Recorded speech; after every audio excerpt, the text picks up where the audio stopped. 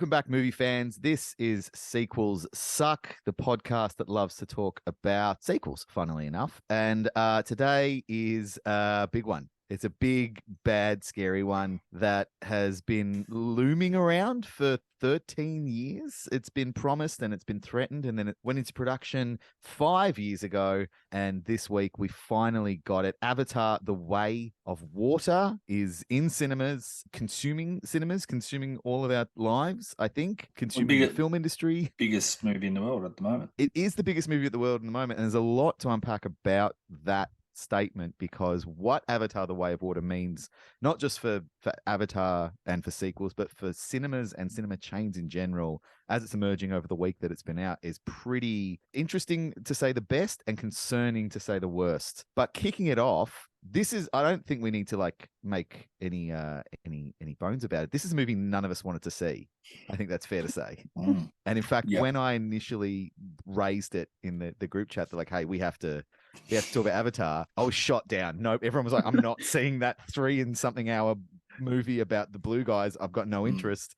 And then eventually we all came around. Like, I didn't want to watch it either. I'm not saying yeah, let's go. I was like, no. And then eventually we all came around to it. But in fairness, I had no issue with the runtime. It was kind of like I just had no interest in watching that movie in general. And this has always been the fascinating thing about the first Avatar movie. It's the most successful movie of all time that no one talks about or rewatches. Like every other huge box office hit, it has people who, some people will weekly rewatch it. But I'm sure there's people who still watch Titanic once a week because they're like, it's just the best movie of all time. And, people in the Jaws fan club who are constantly starting up conversations. But as much of a deep and a rich world and a history that Cameron created with the first Avatar film, it was a huge phenomenon. And then it went away, and then no one watched did any of you guys watch the first Avatar movie when it came out in the cinemas? Yes. I saw it. So me too. I went first night, second night. Yeah, 3D, cinema, the whole thing. Great, wonderful experience. And I remember I saw it with my wife. I walked out and I was like, that was great. I never need to watch that again, because the only way that it's worth watching, in my opinion, was to watch it on a big screen with the 3D. I couldn't imagine watching on TV. When it came out on Blu-ray, I was like, "Who is playing this?" Oh, I did. You did. Well, this is a surprise. It's a revelation. Yeah, I think I've got I think I bought it on the regular DVD, and I think I've got the special edition, but probably not for the movie. More, I was just interested in how it was made and the special features. Yes, and Sam Worthington. Which is the really, I think, the biggest conversation with these movies is how it's made. So how many times, Michelle, have you watched the first Avatar? I reckon I've only seen it maybe 2 or 3, if that. Probably only 2. Once at the cinema, once on DVD. Wow. Even though I own it. What about you, Cable? So I saw it at the cinemas, and I've been on record, and I will die on a hill and say, when people ask me about Avatar, I'm like, it is visually the most stunning thing for your eyes, eye candy, everything like that. The most amazing experience in a cinema when it comes to visuals, but storyline wise, I'm like, I think people confused the visuals and the ecosystem that James Cameron created with these alien characters and the planet. People are confusing that, I think, sometimes with the plot as well, because they're like, oh, it's so unique and it's so fresh and new and all that. I'm like, no. Yeah, the ecosystem he created and the visual style and the technology of the 3D is amazing and groundbreaking. But the actual plot of the story is nothing new. The plot you can pull from Dances with Wolves, Pocahontas, and Fern Gully. But even for me, I didn't even look at those 3 films. For me, I don't even have to watch another movie to feel like this same story has played out in real life in history, where colonization, whether it's the Spaniards, the British, I guess the Americans, and, moving to these other places and wanting something and trying to negotiate with the locals or the natives and not getting the desired result they want. So then they start wiping people out or relocating them to get what they want. So for me, I was kind of like, well, this is just a rehatch of a thing that happens a lot in real life and then is being replicated in movies as well. So the first movie didn't grab me. I watched it the once, going back right to the heart of the question, Angus. I watched it the once in the cinemas. Like you said, I didn't need to go see it again. And the first time I rewatched it was last week. Wow. In preparation for this. And again, it's funny you bring up the DVDs as an avid DVD collector, physical media type person. Avatar is one, not that I've been looking for it, but Avatar was one that came out initially on, your sort of DVDs, Blu-rays. And like Michelle said, there was a special edition and it would have been a lot of extra stuff where you can find out how the movie was made, all that sort of stuff. But apart from that, it came out and then it just disappeared and it hasn't been out for probably 10 plus years. Until some copies obviously started coming out at some retailers leading up to this movie. But so you got to wonder. I wonder the metrics, like you said, like, okay, it was the biggest movie at the time and for a few years the biggest blockbuster of all time and sitting on top of the perch. But I wonder, is that because so many people actually saw it at least the once? There would have been some people going for a second or third time, but I just got to wonder, like, what are the metrics?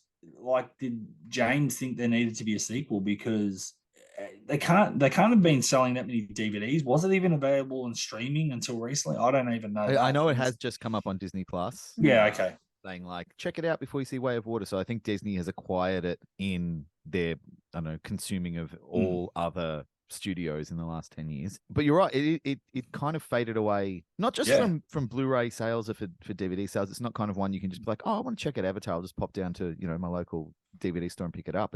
It's never really been around. But also in pop culture in general, like it's not a film that is consistently referenced. It's not the kind of thing you see ripped off a lot. Occasionally in a comedy show, if there's a Halloween scene, you might see someone dressed as a Na'vi, but it's not like, I don't go to a lot of cosplay events, but I see the footage of a lot of cosplay events and Comic-Cons and stuff. I'm not seeing a lot of Na'vi running around there. Like, it's happening with every other major franchise. And this is something I keep forgetting, and I just double checked it because I thought I might be wrong, but I'm not.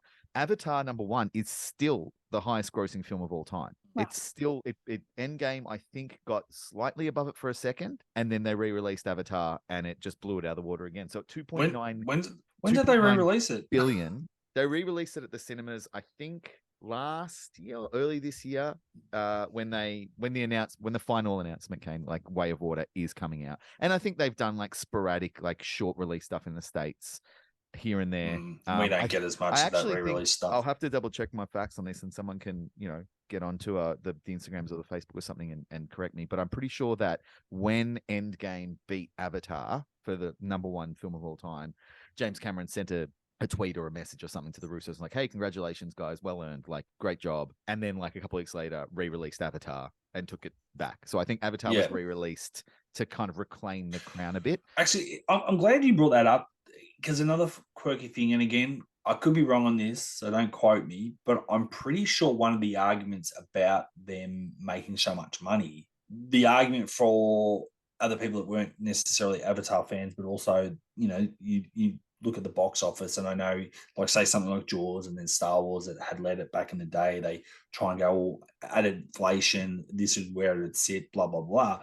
But a lot of people critiqued amount that Avatar made, saying, but you've charged more for 3D. So, okay, I guess it cost them more to make the 3D movie, but it's like, hang on, say the standard ticket is $20, $22 here in Australia or whatever it was. You're paying $25, $26 to see it in 3D. So people are like, well, that's kind of throwing it out a bit, because you're putting another $4 or $5 on each ticket. So it's like, is that kind of skewing the number as well? And it's kind of like, is that a cheeky way of going, oh, we've got the top movie? And it's like, but if you go on pure ticket number sales, it wouldn't necessarily be #1, but it's just one of those.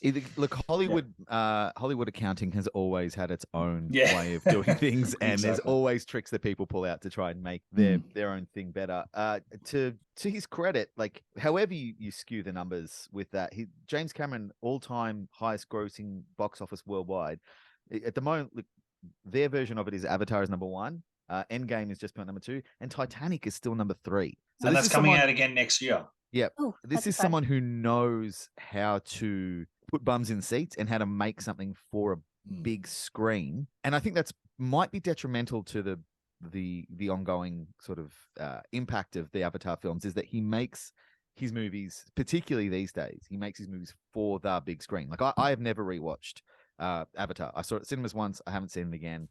Partly because, it was a film that, like I said, I enjoyed, but I wasn't like, I want to watch it 1,000 times.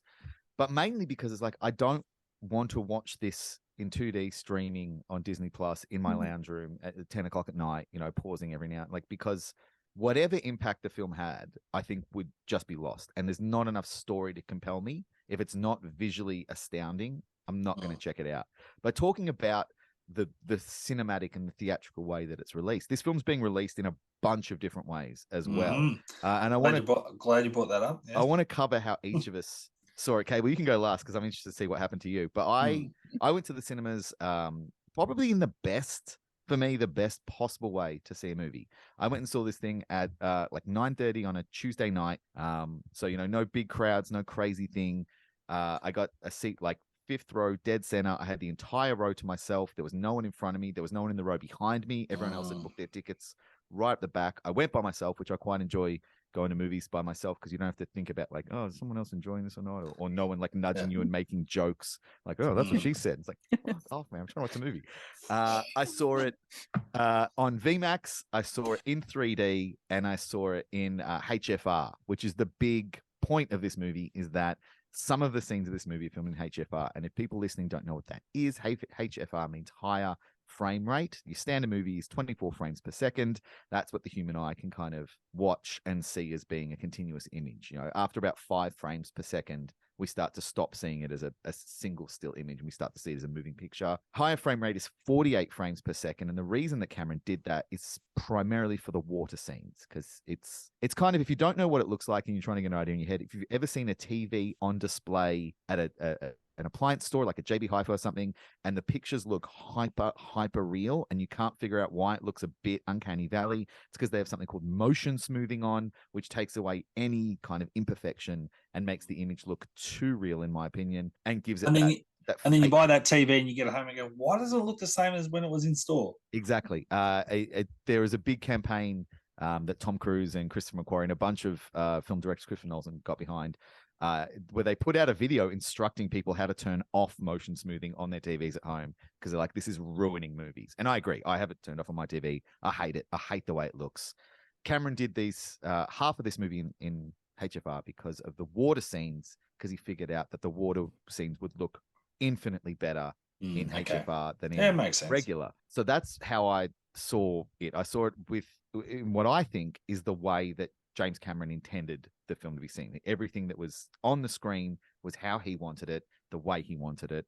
And probably like, in the ideal situation for a viewer where you are completely uninterrupted by anything else. You've just got Pandora and that's it. And that's how I felt watching it. It was just me and the screen. How did you see it, Michelle? I saw it on a Tuesday night as well, and it wasn't super busy, on my own for the first time at the movies. How good is going to the movies on your own? Yeah, I know. It's great. It wasn't packed, but there was still like a fair few people in there for 8 o'clock on a Tuesday night. But I think mine was just a standard size screen, but it was still in 3D. And I don't think I had any of the fancy HFR. It wasn't. Yeah, I saw you put your ticket up on Instagram, and I think when it's a HFR session, it says like 3D HFR next to each other. Yeah, if none of the scenes looked like you were watching a cutscene from a video game, you probably didn't see it in HFR. I feel like some of them did though, but that might have just been that's the thing I haven't been able to figure out, because he shot some in 24, some in 48, but not all screenings are HFR, which means in the regular screenings, the 48 frames. I don't know how that works. I'm not up to speed enough with all of that to know what that's like. What about you, Cable? How did you catch? Wow, I'm glad you went on. Should we have asked? I went first day, so first official day, the Thursday. During the day, I think it was 11 o'clock session. I was grabbing popcorn and stuff, and they're like, there's something I left in my car.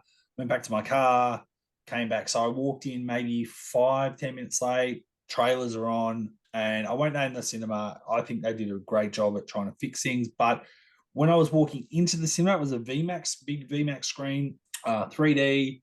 And I saw there was a Simply Energy logo up or advert playing. Like, cool, got to my seat and I could hear the next trailer playing and the voices and everything. And I looked back at the screen, it was blank. Like, okay, maybe they're changing the projector. Maybe they just got it off. Maybe it's this trailer's been an issue. Then Super Mario trailer came on, but again, no visuals, just the sound, because I've seen that trailer a few times. Well, this is not good. And then I saw a guy go out of the cinema. So the cinema wasn't super packed. There was probably about 25 of us in there. And then he went out, came back in, and then Puss in Boots trailer started playing again. No visuals, just the sound. And then all of a sudden it clicked in. The fact that you can pick all these trailers by audio alone is impressive. And then so the visuals came up for that. And then I'm like, oh, cool. We're all good. And then I'm trying to think. I think the movie was about to start and we got okay, this is a 3D movie. Put your glasses on now, blah, blah, blah. And then the movie started playing. I've got the glasses on and it felt a bit glitchy in the right eye. And I was like, oh my God, maybe I need to get my eyes checked because I've never had an issue with my eyes. I'm like, getting old. And I was kind of like the left glass was fine, perfect. But there just felt like there was something a little bit in the corner of my right eye. And it was a bit annoying. And I was like, then I lift the glass and I'm like, it doesn't look as blurry enough to be 3D, but it looked amazing. Trust me, it still felt very 3D to the point where I was like, am I losing it or is it 3D? And I'm like, these glasses are going to annoy the shit out of me. So I was sitting there, and I didn't even notice, but a guy apparently went back out, and then the projection paused.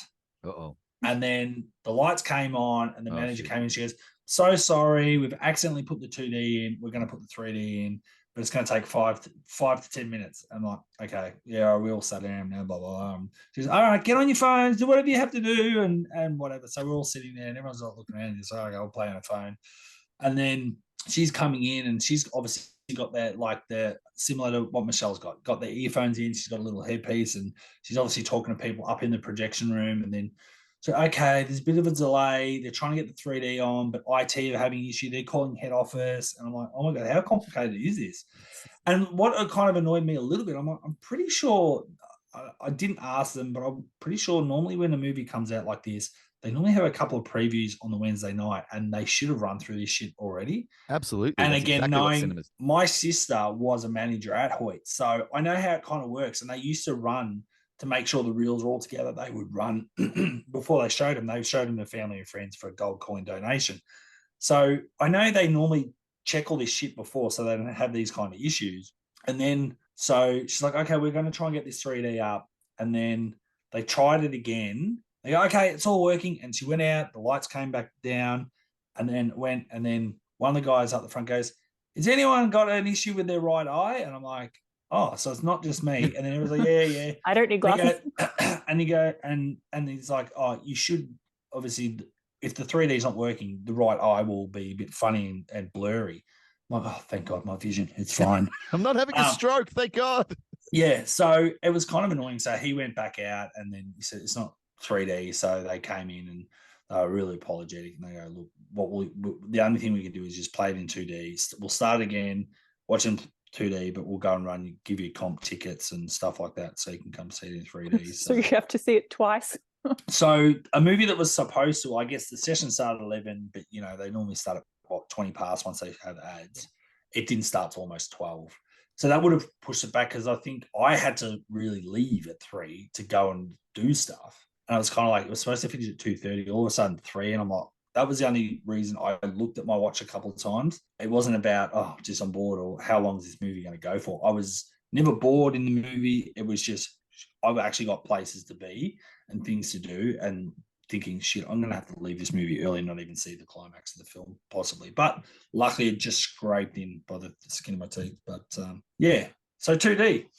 So the opposite experience to Michelle and I, you had probably the worst way to see this, where it was stop, start, and then not 3D. And then, do you know what's crazy though? Like it didn't annoy me that much, because I think visually it still was amazing enough that I was kind of like, oh, it would have been great with 3D. But actually, I kind of felt like a lot of the people that were in that room would have been really disappointed. They would have been looking forward to it. Avatar fans really wanted to see 3D, and they come the first day, get nice seats, and they can't see it in 3D. Like, they got their money back, and they can go see it again in 3D at some point. But it was kind of like, it would have pushed back that 3 o'clock session, which was the next session. But then I'm like, I don't know what they would have done for them, because if they had the same issue and couldn't work it out, then don't know what they did for the rest of the day. I wonder how this is something that I didn't have this experience, but I had like the bare essence of that experience, where I wonder if this movie is kind of fucking cinemas over, because when I went to see it, it was a 9:30 session, last session of the night. I walked into the cinema at 9:32, I think, or something. And the doors were already closed. And I was like, oh, Jesus, like they must just be jumping in, you know, maybe because it's super long, they're not doing trailers or something. It's like, oh Christ. And I walked in, I was like, oh no, trailers. Okay, great. And sat down. And the cinema was a fucking pigsty, like just disgusting, just rubbish and pop and crap everywhere. And I was like, all right. And I walked down and my row was clean. I was like, not my problem then. And I sat down and I like had my drink and we're watching the trailers and then the lights come on and the guy comes in. He's like, hey, sorry guys, I've just got to clean the cinema. It'll just take like 5 minutes. And I was like, yeah, whatever. He's like, I need everyone to leave though. I was like, what? And at this stage, there was only like 6 people in the cinema. I was like, what? He was like, yeah, I need you to leave. I'm like, this row is, he's like, yeah, that's what we got to do. And I was like, all right. So like we all went out and awkwardly stood in the hallway while this guy cleaned. Yeah. And then the manager came like opens like, we can go in now, and went back in. So I wonder if because this movie is so long and cinemas, I don't know if you guys know this, but certainly my locals that I go to, understaffed. Like there's 4 people in the whole building. Yeah, and it's all one of them is doing now. like 3 jobs. Mm-hmm. There's like one person at the front is like, I'll take your tickets, I'll buy your popcorn, and then I'll also scan your ticket. And then there's like one person whose job is to like kind of, I guess, half check that people have paid when they walk in, but they don't really do that. And then there's like this poor dude who's there to clean 19 different cinemas. But because it goes so long, they must schedule them so there's like a little bit of a break. Yeah. So like kind of a scattered break. So the cleaner can be like, all right, session 1's finished. I'll go in there. By the time I'm done there, you know, cinema 2's finished, and just zigzag. But then they get to like cinema 19. It's like, well, fucking Avatar's still going. I've got to double back and do cinema 1 again. And by the time they finish cinema 1, like shit, I've got to run down to cinema 19. And I don't know if that's having an effect, but I do wonder, you know, with cinemas, particularly small cinemas, like there's an art house cinema called The Sun that I love to go to. And I wonder if that's having a bit of a ball-ache effect for them, because they only have, I think, 6 screens. And only one of them is like a huge theater, like the original theater they've redone. And this movie goes for 3 and I think 12 is 10. The official time of 3:10, 3:12. And that's just the movie. That's not trailers. So, you know, you're looking at close to like, with cleaning, you're looking close to like a 4-hour block that cinema is out of action. There's only so many times you can run that movie in that cinema a day, which means you're getting less sessions per day, which means you're getting less money per day. And also because the movie is going longer, I don't know if that's having an effect on, like, I certainly had to consider whether or not I bought a drink. And I know that sounds like inconsequential, but for a small cinema, concession stand is where they make their money. So I was like, when I went in, I was like, and I didn't see this at a small cinema. I went to the big one because I just time poor. I had to go to the session I could go to. But it's this trickle down effect that this movie could have, I think, is substantial. And James Cameron has already come out and said, if this movie doesn't make the money that I want it to make, I will finish the Avatar series at 3 movies. There's meant to be 5. So he's already getting ahead of the game and saying like, and I think he's trying to be jovial about, like, I don't know if people still care. It's been 13 years. But this movie cost $400 million to make, something like that. That's just the making. That's not the marketing. It's significantly harder to fit sessions in. Like, I looked at the Village Cinema close to me. There was 23 sessions yesterday from open to close. So those guys, they know how to get their money in. They're kind of forcing you to see that if you want to go to the cinemas. It's like you can see that, or you can see Violent Night, or that's about it. I think it was like 1 session of Matilda or something before it comes to Netflix. So that's kind of what you have to do. But the ongoing effect is like there's less sessions, which means there's less money, which means there's less money going to concessions. But a cinema can't not show Avatar: Way of Water at the moment. Like, this is the summer movie. This is what we get this year. We get Way of Water. So that I feel like the side effect, like the movie itself aside, like everything that's going on around it, it could have a pretty big impact, because already cinemas are down on how much they made from last year, and they were down the year before. I think this is like, they looked at pre-pandemic numbers, 2019, and this year is worse than 2019. So even taking out those 2 years that you can't really count, cinemas are making less money. It is harder for them to get people to go to the cinema. So really, I wonder if the grandness and the enormity of this is actually a negative, because it's taking away from how many movies you can show, how often you can show movies, how much money theaters can make from the movies, which ultimately means kind of next year, well, cinemas have less money. So do they have less staff? Do they do less screenings? Are we going to see cinemas closing? You know, this movie was meant to be like the salvation of cinema, because along comes James Cameron with his first movie in 13 years. It's a sequel to the biggest movie of all time. Check it out, baby. Movies are back. But one movie can't save the industry. And if it's just one movie, we've kind of got a different problem where it's like, well, you can't see anything else. Like most people are not going to double view this. I certainly know, like I'm not going to go back and watch it again. Cable kind of has to, but you're not paying for it twice. You're paying for it once. So you're not getting that repeat viewing. You know, something like Endgame, I know the Marvel fans out there, they were out there seeing that like 4 or 5 times at the cinemas, you know, which is ridiculous. Something like Spider-Man No Way Home, the same thing. Like people were just going back again and again. And kids, you could take kids to see those movies again and again. I wondered watching Avatar, like, this is like pretty family friendly. I reckon I could take my 8-year-old to see this. I don't think she'd sit for 3 hours and 12 minutes for a movie. I think she'd hit like 60 minutes and be like, what are we doing? Yeah, I'm glad you brought that up because I was actually thinking that, like, I was looking through the lens of, you know, can kids watch this? And for a lot of it, I'm like, oh, the kids can totally watch this. Absolutely. Admittedly, did they just drop an F-bomb right at the end, though? There's a couple, yeah. Oh, because I felt like I heard no swearing until there was an F-bomb dropped by. I mean, the little kids call each other I think Spider... They say shit a lot. Do they see? Maybe that just went over my head and maybe didn't notice it. But I think when like one of the sons punches one of the other kids, he's like, that's what you get, bitch, or something. And I remember I was like, I know your dad used to be human, but how is like that's what you get, bitch, worked your way into the Na'vi lexicon? Like, what's going on with this language? Yeah. How do the other kids who have never interacted with humans, how do they know what the fuck you're talking about? Yeah. Why don't they have their own swear words? That was wild. Yeah. So yeah, like you said, I do wonder, you know, I don't want to get too bogged down in the cinema industry, but I do wonder with the 3D. You know, we saw this explosion of 3D because Avatar was such a big deal. Then all these movies started going, okay, we're going to film in 3D or we'll shoot some stuff, some scenes, but we're going to be, I can't even think of the wording, but they normally post-production create the 3D negative to be shown in 3D. So even the Star Wars movies, the sequels came out for the first week or so, you could see them in 3D. And, you know, the Transformers movies, Clash of the Titans, all those sort of big movies, you know, special effects movies. They're like, oh, we're going to ride this 3D wave. Well, and didn't they re-release Titanic as 3D? Yes, I feel like they did that as a retroactive one.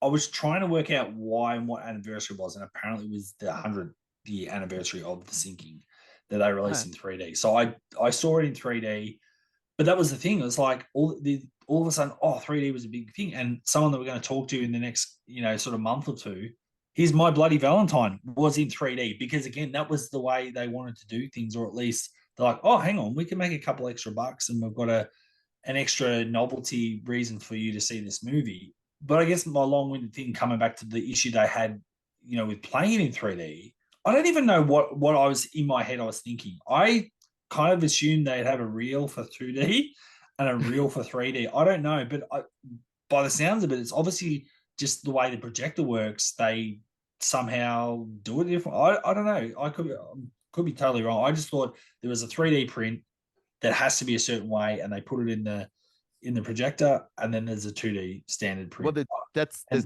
no reel, there's no projector. This is all digital, baby. Like, yeah, and that's what I mean. It's just a cartridge they just slot in, and that's it. So I reckon your session, it was the glitch was like a data issue where something wasn't loading right. So the lens wasn't calibrated. Yeah, and so like you said, like it's kind of weird. Like when she said, "Oh, we're speaking to IT and IT," you know, obviously somewhere else, and I'm like, oh, so it's clearly just all in, like you said, like in a computer. Yeah. So in my brain, I'm so used to. I've been in a projection room at Ahoy's before where they really, you know, put the spools on and they get it all ready. And to think it's all digitized, which is kind of cool too, but it's kind of like in my brain, I'm trying to work it out and go, how can you not just flick the switch to make it 3D or 2D or whatever? I don't know.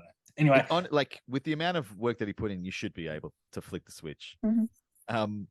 But all that being said, we haven't actually talked about the movie. Michelle, you saw it most recently. You saw it yesterday. Is that right? Yes. And you were, of the three of us being quite reticent to see it, you were the most like, you weren't even sure you were going to stay awake for 3 hours, let alone be excited to see it. So how did you find it? Like you got to see a pretty good situation. What did you think of Way of Water? That wasn't because of the movie. That was just me and my weird sleep schedule that I thought, I'm totally going to fall asleep in this. But just quickly going back to like the 3D, do you do that thing where you sort of go like, oh, does it look, you know, like you sort of take the glasses on and off to see? Yeah, I mean, not to give too much away about my viewing experience, but I watched large chunks of this movie with my 3D glasses off. Oh, okay. Because it was still pretty good. Like the screen was still fairly decent. On that, just quickly, did you guys have to pay for your 3D glasses? Yes, $1. Yeah. And then they say $1. recycle them. And I was like, fuck no, I'm taking No, I these kept home. mine. I was like, I bought these for $1. Yeah. These are mine now. I am taking. Well, this is even more sad. I literally have probably 10 pairs at my home or in storage somewhere. And I actually saw them recently. Oh, I'm going to keep a pair out for Avatar, knowing my arm got twisted to watch it. And then it got to a point where I was running around. I'm like, oh, I didn't get my glasses. I'm like, I'm going to have to pay $1 for these stupid glasses. And that, you know what the crazy thing is? When I thought I had the glitch in my right eye, I'm like, I've been sold faulty bloody 3D glasses. Like, well, that's happened to a lot of people. Like, a lot of people have gotten glasses, and because they are recycling, like, you know, people like throwing. There was not even a bin or a basket for me to put mine in. So I was like, you obviously don't want them back. This is mine now. And I just like hung them on my shirt and walked past the staff on the way out, and no one said anything. I was like, mine. Well, now. I walked out with mine because I assume they thought, well, we're not going to ask for them back. Actually, no. When they gave us the comp tickets, the manager did say, if you want a refund for your 3D glasses, we're happy to do that too. Just bring the receipt out, Wolfie. I'm not going to worry about $1. I'm just going to keep the glasses and bring them back for the next. I bought these. I'll give them my kids Actually, to play with or something. It's funny you bring that up too, because when 3D became a thing with the last Avatar movie, a funny thing about the 3D, if you remember it when Avatar did come out, and if you did see a lot of 3D movies like I did, you know, there was the perception that, oh, hand them in and they get recycled or whatever, reused. Don't throw them in the bin. Rah, you paid $1. Or me, I just kept them. But for a little while, they used to have, at least I know at Village, they would have a vending machine. So instead of you buying the candy bar when you bought the ticket, they actually had vending machines of 3D glasses, but you could buy, again, it was all about a bit of this. So instead of paying $1, you could pay $2 and get the special Star Wars ones that had, you know, 3PO or R2, or there was the Transformers one. So I remember they actually had themed ones from the movies that were coming out as well. So it was kind of like, oh, it was a collectible, like get you 3D glasses, but have the really cool snazzy Elton John glasses, you know, don't have the plain black ones, you know. That sounds like a hat on a hat. That's just a problem. Vending machines are their own problem of things that fuck up. I can't imagine how much hell that was for the managers. But we interrupt. So how did you find Way of Water, Michelle, now that you did see it? Did you stay awake? Yes, I did stay awake. Big but I win. did find myself checking the clock probably like 2 hours in. I think it started at about 8:15, and at 10 o'clock I remember checking the time to be like, how much longer does this have to go? Like lengthwise, I thought it was quite long. I enjoyed it. Like visually, it's amazing. Like go see it in 3D. Because I remember the first Avatar was the first movie, I think. No, it was the second movie I saw in 3D, because back then they released Toy Story 1 and 2 in 3D. I remember that, yeah. And in the intermission, my friend and I snuck into Avatar to see if the 3D was like worth going to experience. But it's so different now. Like the 3D has changed so much. Like, you know, when it was more about like things like popping out at you on the screen. Yeah, like Friday the 13th Part 3. The guy with the rake. There are moments that they definitely do that in this one, though. Like a couple of times with the arrows where like they pull it back and they're like, zoop. But it was a lot more like just immersive, and like you could almost like walk into the screen. Like that part of it was amazing. So like visually, I really enjoyed it. Story-wise, it was fine, but I won't be watching it again anytime soon, I don't think. But you'll still buy the DVD because Sam Worthington's in it, yeah? Yes, and to see how it was made. How is he still good looking as like a giant blue cat? Weird. Because it's a cartoon. We could all look like Sam Worthington. It doesn't matter. That's the other thing too. Literally just, it's his voice on a cartoon cat. Did anyone else find like they were a bit hard to differentiate, like the two sons? Yeah. They all looked very similar. Yeah. I mean, and, that's racist against the Na'vi. I know, but like they all look very much the same. I've even seen like an interview with Kate Winslet saying you wouldn't even know she was on the Graham Norton show, and she said, I think he was like, I didn't even know you were in this movie. Yeah. You can't tell. That has been the weirdest. Like they have been putting her forward as like one of the main people. Yeah. The story they've been spinning is like she broke a record. She held her breath for like 7.5 minutes to do like free. I was like, where is she in this movie? Yeah. I had to go home and look it up on IMDb, and because all the character names are like Tuvala, Goobity, Dibbity, I was like, who was that? And then I eventually figured out, I was like, oh, you were Cliff Curtis's wife. You got to say maybe 2 lines of dialogue in this whole movie, and your character did and meant nothing. I only like knew she was pregnant. pregnant. Yeah, she was pregnant. I was like, oh, that's going to come into play. Like she'll be killed and the baby will live, or the baby will die because of Quidditch or whatever the fuck his name is, Quaritch. And Quidditch. And that'll be a big thing. And then no, her and Zoe Saldana, They did a lot. This is my impersonation of Zoe Saldana and Kate Winslet in Avatar: Way of Water. Okay, that's all they got to do. That was it. They cried, and then their husband said something, and they agreed. Like literally the worst written female characters in the last 80 years, and completely redundant having two incredible actors play those parts.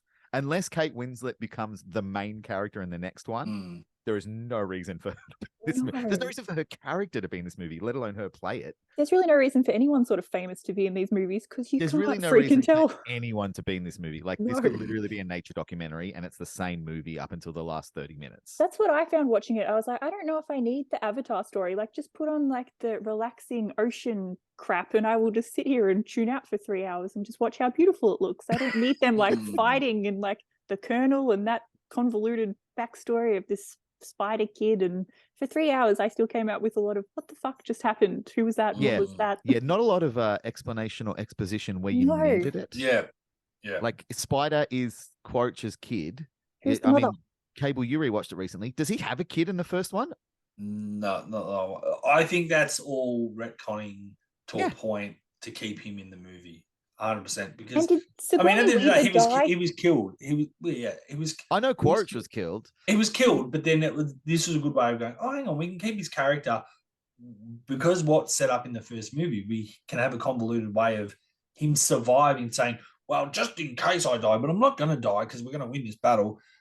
Great sci-fi moment. We'll do this. The video message. Video give log you the exposition. Very classic sci-fi. I enjoyed that. Cool. So I think they set that up pretty well. But I guess I agree with Michelle. I thought, because there were so many new characters, I like to think myself as intellectual enough I can keep track of who's who. But because they are all fairly blue and some of them do look similar, like there was different shades. A lot of people were greeny blue. But I did with the guy, well, the Na'vi of the water, or whatever, I can't remember what they're called, but I did feel like with the three boys that were kind of the ones that were against and calling her a freak, and that I could tell them apart because obviously the actors, the way they sort of kept their faces a bit, they looked different enough to me that I knew who was who. But then when it came to the brothers, I still felt like they looked too similar. So there was sometimes confusion over who was saying what and doing what, like one was maybe a little bit taller. And then, I guess the other confusing thing for me was the explanation or the Sigourney Weaver immaculate child sort of conception thing. Like that was the other thing. Along with Spider, I was kind of like, it was ambiguous, I thought. Unless I'm going to, obviously when I watch it again, I'll try and really tune in. But I felt like both those characters felt a bit weird, like, and they were having that moment. Remember right at the start, Spider and Kiri and then someone else, and they're sort of in that room, and she was like looking into the vat, which looked like it was Sigourney Weaver's when she's at home. So that's something kind of like, oh, your dad, and then it's kind of like that awkward silence. And stuff. And it's like, well, I still don't know if it's fully explained. No, so I think we're meant to understand that Quaritch had a kid, but I don't think that happened in Avatar. I think that was like, they're like, oh, let's give Quaritch a kid. And then Sigourney Weaver, so does her character die in the first one and she transplants her consciousness into her avatar, but that's then what I couldn't remember either. Nah, she died and they tried to get it to work, but it didn't work. So she's just floating in this goo. So she effectively died, yeah. But then someone did a Kill Bill and had sex with her comatose body, and now there's a baby. Well, yeah, I guess that's the thing. But I guess we're meant to believe. What are you doing, James Cameron? No, but psycho.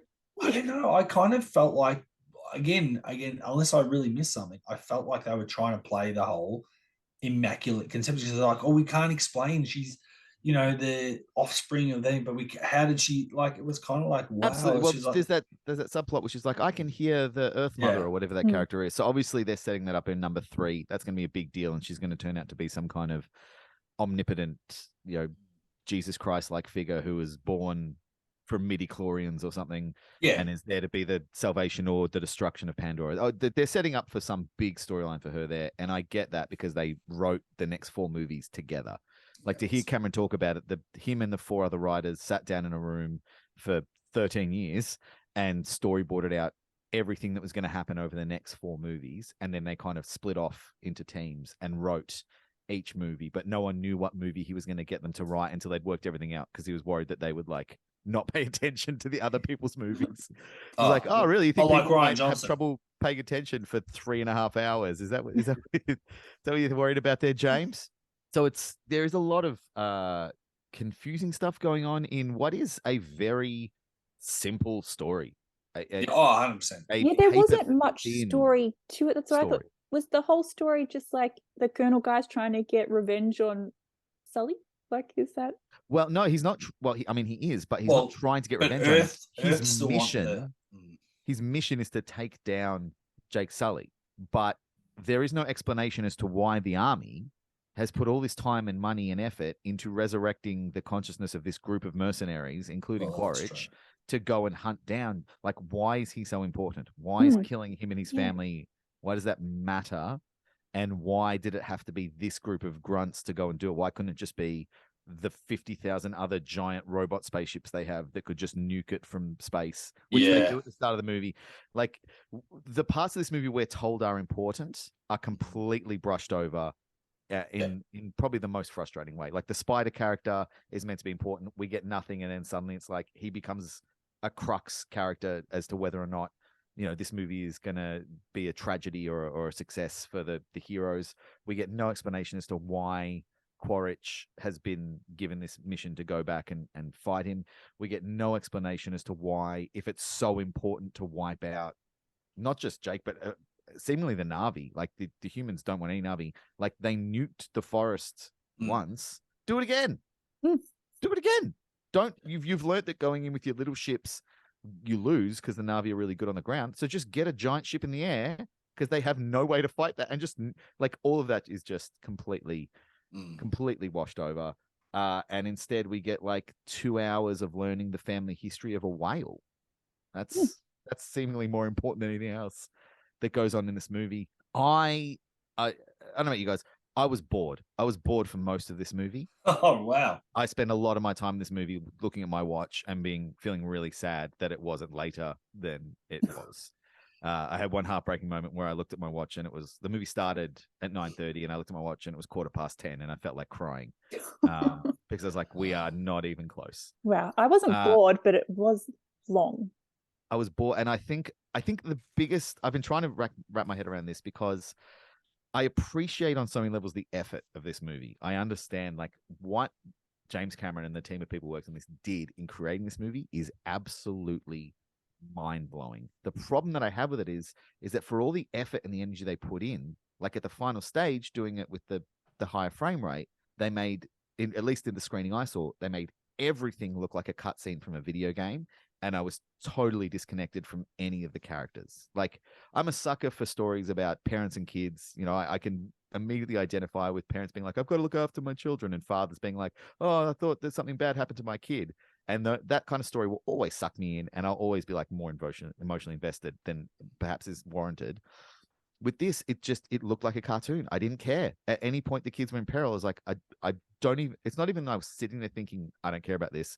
I didn't even think to care or not care. I was just like, when do we get to the part where I can pick up the controller again and take over? Because this is it's just all cuts. And it's because everything was so ultra hyper real that it fell into uncanny valley. It fell into cartoon, and there was no emotional connection for me with any of it. All the water stuff, I was watching it going, they really filmed this in water. They really had actors filming this in water and cameras in water. It all looks fake. It all looks like they undid all their hard work by putting all this HFR in. And I was watching like, my brain knows this is real, and I still look at it and go, that's fake. So I'm not appreciating any of what's going on here. I thought the direction was solely focused on the effects. There was no care about the story, or, I mean, the cinematography you can't really talk about because it's all CGI. Like, where was the cinematography in there? None of the images really struck me as being particularly beautiful, because I was like, this is a cartoon. It felt at a lot of times like an art film, like an art house film, where it's like, we're just going to show you 90 minutes of scenery with strange stuff in the background. And it could have just as easily been playing in the background of, like, you know, one of the pubs in a Melbourne alleyway. And you're like, oh, this is a weird little art project someone did at uni. The 3D, super distracting. Didn't enjoy it at all. I thought actually they dropped the ball a lot of the 3D because I don't know if it's you guys, but like the edges are so blurry anytime there's 3D stuff going on that it makes me feel like there's something wrong with the screen or with my eyes. And of course, you have that double down where like the new 3D glasses make everything so dark that I felt like I was getting this weird tunnel vision going. So I just took my glasses off for a bunch and watched it a little bit blurry and enjoyed that way more because that took away the HFR. It took away the distracting 3D. I could actually watch the movie and be like, what's happening? The movie for me seems like it works against itself because it seems to be going out of its way to distract you and take you out of what's going on with all of the cool fancy effects they did. You're not actually watching the movie. You're not paying attention to the story or the characters because it's like, look at this, oh cool, look at this, oh that, look at that creature's not real, we just made that up, and oh look at this, and it's all happening so consistently. Like I'm not paying attention to anything that's happening because you're just throwing all this imagery at me that doesn't mean anything. Yeah, it might look cool, and yeah, it's super impressive that you can create that and make that whale thing look like it's there, but it stopped short of looking real because they went for the high frame rate and it crossed over, and I was like, I don't know why I'm looking at this. And when you don't have an interesting story to back it up, like a super paper thin story, this movie could have been the exact same movie story-wise, I think, in about 80 minutes. There's so much in it that just is nothing and doesn't need to be there. It's peppered with a couple of cool moments. The final battle, I thought was pretty fun, but again, it looked like I was playing Metal Gear Solid or something. Like it looked like the end of a video game. It's like, oh, we've got to the boss level. It's going to be pretty cool what goes on. And I wasn't engaged or thrilled. I liked a bunch of the Easter egg stuff where it's like, oh, that's the gunship from Terminator 2, or oh, that's a direct reference to Aliens. Like this, the moment, probably the most like arresting and engaging moment where Took, is that her, the littlest one? Yeah. They're trying to escape from the ship, and she like kind of half falls in the vent, and the mum's trying to hold her, and she slips and falls down. Was a shot for shot remake of Newt in Aliens, like the exact same thing. And I was like, oh, that's why I'm engaged with that moment, because it reminds me of a time that James Cameron did this, but paid attention to story and characters over all of the effects. And this is really, it's style over substance, beginning to end. From the moment that voiceover started at the start, or actually the moment that weird like text on screen happened, I knew I was in trouble. I was like, it's not going to be a Gus movie. And yeah, the voiceover that Jake Sully was doing, his accent going from Brooklyn to Australian a lot. Yeah, sometimes we Sullys, we've just got to get it done. Sullys stick together. I'm like, what's going on? 13 years you're making this movie. You couldn't have gone back and done some ADR there, mate. I liked the idea of what they did with Quaritch. I think that was interesting. Like bring him back as a Na'vi, have him be kind of not him, but him. I don't think they did really anything interesting with it. The one good scene is when he finds his dead body. Yeah, that was crushes it. Cool. Fucking badass. Great. More of that. But we didn't get more of that. We got him hissing. And what we also got at the end of it is we got Avatar again. It's the same movie. It's the exact same movie again. Jake is there. He's in love with this person he's trying to protect. Now he's also got kids. He's being rejected by the Na'vi. Now it's just a different like species or a different area of Na'vi. He's being hunted by Quaritch. He's trying to protect Pandora from the humans who are invading. And there's a big fight at the end, and he kills Quaritch. Except this time, Quaritch, spoilers, doesn't die because the kid from Beyond Thunderdome is in this movie and decides to save him for no fucking reason. He saves him and then doesn't want to, like, still hates him. I was like, all right, we've established that he might be your dad. He's probably your dad, but also you have a conversation with movies like, Quaritch might be your father, but I ain't him. We're nothing to each other. I'm like, all right, cool. And then for some reason, Quaritch, doesn't want the kid to die. So he's like, all right, I won't kill him. And the kid's like, oh, well, you saved me, I better save you. And then the guy's like, all right, thanks, come on. He's like, fuck you, I'm out. And then he dies in the water. Like, it just, what the fuck is going on? Like, you spent 13 years on a script. You couldn't have written an actual story for this movie. You were just like, hey, you remember what we did in Avatar? Do that again, but with whales. Like, and why were the bad guys really crappy? Why do they have to be Australian? Why was Brendan Cowell Australian, but they made Jermaine Clement put on that accent? Why can't we have a Kiwi and an Aussie on the boat? Why we only allowed one weird accent? And why is Jermaine Clement in that movie? Like him, Edie Falco, and Kate Winslet, like someone tricked them. Kate, I don't know if you saw this today. Edie Falco, there's reports that came out today that are in all the major publications. Someone interviewed Edie Falco about Avatar, and she said, I thought it came out 4 years ago and flopped because I never heard anything about it. I shot my scenes like over 4 years ago, and then I haven't heard anything since, and I hadn't heard anything about the movie, and I thought the movie had come out and flopped and gone away. I had no idea it was coming out. No one has contacted me, and I had no idea that it was a success now that it's out. Yeah, that's crazy. Like, I mean, the scene where we meet Edie Falco and she's in that big robot suit. I'm like, oh, cool, we're gonna get big robot suits fighting Na'vi. That's fucking cool. They didn't really do that. She's What just they did drinking instead coffee. was her drinking coffee. Your human hand is right there. Your human hand is pick up the coffee with your human hand. Also, there's so many scenes of the military people drinking coffee in this. It's ridiculous. Like when they capture Spider and Quaritch is watching him and he's drinking the coffee again. And then it cuts to like set technicians who are like in the background who are like tap, tap, tap, drinking coffee. What? How are you getting beans? Where are you getting the beans from? You are so far. Like, is one giant spaceship dedicated just to bringing? Yeah, in it's coffee like beans? that coffee. It's coffee, that Mr. Coffee from Spaceballs. Yeah, it's there. It's like, there. how much coffee do you guys have that everyone who's on this planet can be constantly drinking it and you're not running? You were really out of the movie if that's what you were thinking. Yeah, I was. Well, Because I was watching a weird cutscene. I couldn't connect. I crazily had a better experience than you did, obviously, because better. the time flew by for me. I'm not going to say there's not criticisms, but I still overall enjoyed the movie. Never felt bored. Did I have issues with it? The thing leading into it, and once you had sort of said, I think we should do this movie for the podcast, I started reading and taking notice of more Avatar-related stuff before it came out. And I know James Cameron made the spiel about, I don't know why people get upset about runtime. A lot of people sit there and binge watch 8 hours of TV, blah, blah, blah. I'm like, yeah, he's got a sort of point, but at least you're at the comfort of your home. You can pause, you can get up to go to the toilet or get a drink, have a little bit of a break, whatever. Like, you're not necessarily sitting there for exactly 8 hours binge watching something. But he sort of tried to explain the runtime for trying to, I guess, explain and flesh out all these characters and all that. And I actually appreciate that because I did feel like there was some character stuff that was good. We got extra stuff.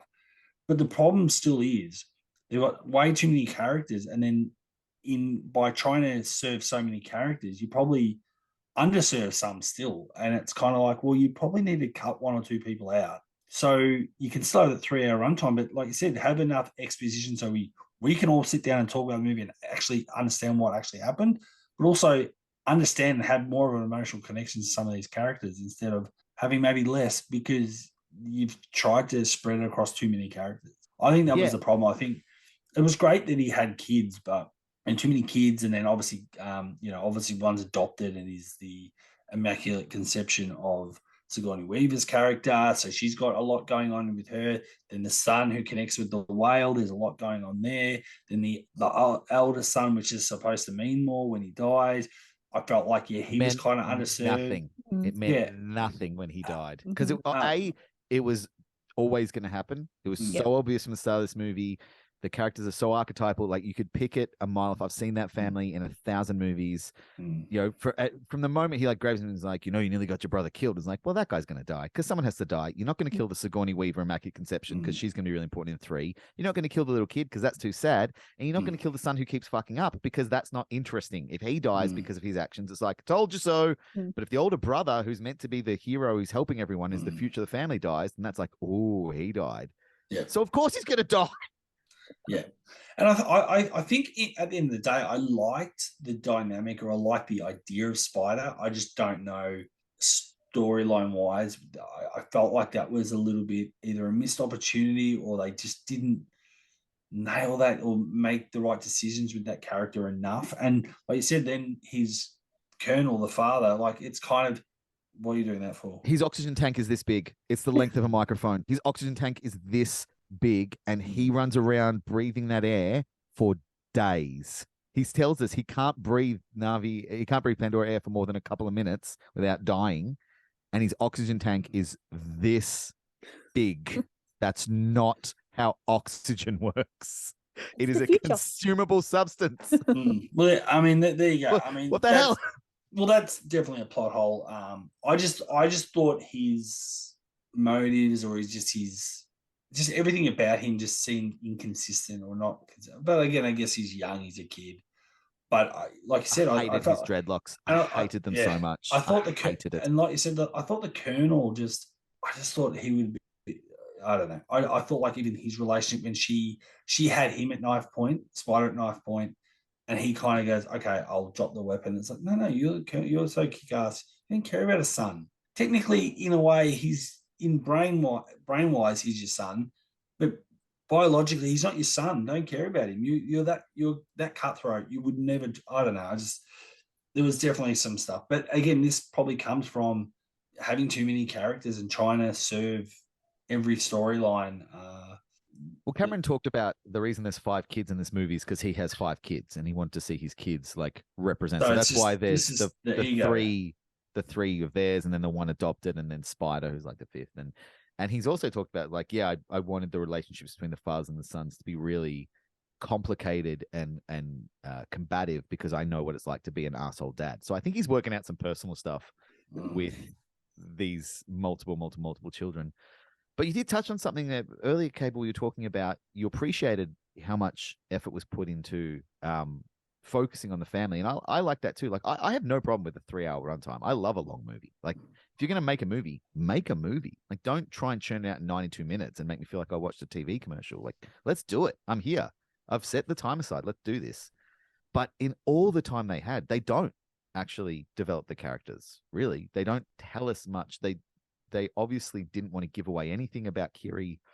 So her being the most interesting of the 5 kids, in my opinion, she's also the one that we don't actually get any development of. And then the 2 sons, we get the most basic levels. Like, yeah, one of them's a bit of a troublemaker and the other one is trying to like, keep him out of trouble, but also wants to impress his dad. So he keeps going along with it. And the little kid is a little kid. She's just there to be put in peril so that people are like, oh, not the baby. And then the other clan that they go and visit, like Cliff Curtis is an amazing actor. Kate Winslet is an amazing actor. You have 2 phenomenal performers playing your leads of that new tribe. And they barely get it. Like Kate Winslet gets to say nothing. And Cliff Curtis basically just like grunts and gives some exposition. And that's kind of it. He doesn't even get to engage in the fight scene, for Christ's sake. Like we see him riding on those dolphin things, which do they have the harnesses on all the time? Is that what's going on? Are these poor creatures permanently harnessed? Is that what's happening with these fucking guys? So. That seems like cruelty. But yeah, we see him riding in and then nothing. He's not in the rest of the movie. Except at the very end when he's like, I'll leave. He's like, your son is buried here. You're one of us. It's like, is that how you get in the club? You have to murder a child? Is that what it takes? Yeah. The characters were so underdeveloped. Like, again, Edie Falco. Like, Edie Falco is just there to give exposition, and that's it. Like, there's nothing else that she does. So we don't know anything about her character. We don't know if she cares about her mission, if she's there reluctantly, if she's a sadist who wants to wipe out a native population. Is she just a good soldier following, like, basic stuff that would help us understand the dynamic between her and Quaritch, because Quaritch is obviously a bit of a sadist who wants to, like, kill them all and let God sort them out, is kind of his vibe. Mm-hmm. So there's no conflict between them. The Brendan Cowell character. Well, see, that's the random thing. I feel like Edie should have been the boss almost right the way through into the end, but then all of a sudden they switch gears and go, oh, hang on, the Colonel's going to jump on board with these whale hunters, and you go and just commandeer their boat, and you go, well, but what's the actual army doing? Like, I don't get it. Like, I know they kind of try to explain it. Oh, we won't get there in time or some bullshit. But it's like, well, what's a rush? Like, and it seemed weird that they go, oh, we're going to go with these poachers now, and we're going to tell them what to do. Then we have that slight detour. We go, oh, we poach them for their brain juice. Yeah, what do we need to do that for? What is the point of that? So we can live forever? Yeah, stops humans aging, so it's money. So I guess maybe they were trying to move away. Because what was it in the last? It was some horribly named substance. Yes. What was it called in the first movie? Unobtainium. Oh, God. I know. I remember I forgot how bad it was. Yeah. And I was going to say, that's the one thing I forgot about that until I watched it. I'm like, oh my God, you could not count. You've created this whole ecosystem. You couldn't come up with some better words. Like, even the name Pandora to me. Pandora is so bad. It's so bad. It's terrible. obnoxiously bad. Call it Nirvana. It's basically You might as well. Yeah, or Paradiso or something. It's just like so dumb. But yeah, I felt like the changing of gears to almost have these other villains, and again, they're not. It's like, okay, is some Aussie bloke? He's just a bit of a poacher. He's not a, but he's just an asshole because he wants to make money. And then there's the scientist. He's kind of like the likable one's kind of like, oh, I don't really agree with this, but I'm the expert, and I'll go along with it. Like, what the like? I don't know. He's not even like Jermaine Clement isn't even that likable. He's just kind of a wet blanket. Like he's there, and we learn, I guess, kind of by osmosis, like he's there because he wants to research the animals, so he's willing to participate in the capture and killing of them if he can learn more about them. And then he's got that one line where he's like, "That's why I drink," and I was like, okay, so he's not happy about being here. But also, if you want him to be more likable, let him use his natural accent. There's nothing more delightful than listening to Jermaine Clement talk. He could literally be telling you about how he loves the smell of the blood of the animals and he loves nothing more than gutting them while they're alive. But if he said his natural accent, you're like, this guy's cool. This guy fucks. I'm down with this guy. Like, but because he's got that weird American accent, he seems quite stilted and uncomfortable.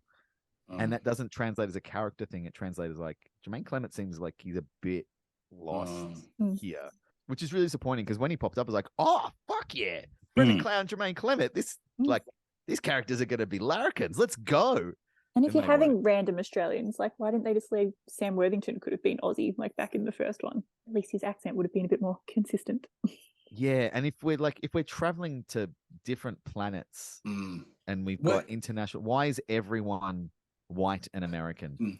Obviously the colonialism thing, maybe that's why he made them white. But anyway, I'm going to ask a really dumb question because I probably should have researched this. Where did they even film this? Did they film this in Australia? Some of it.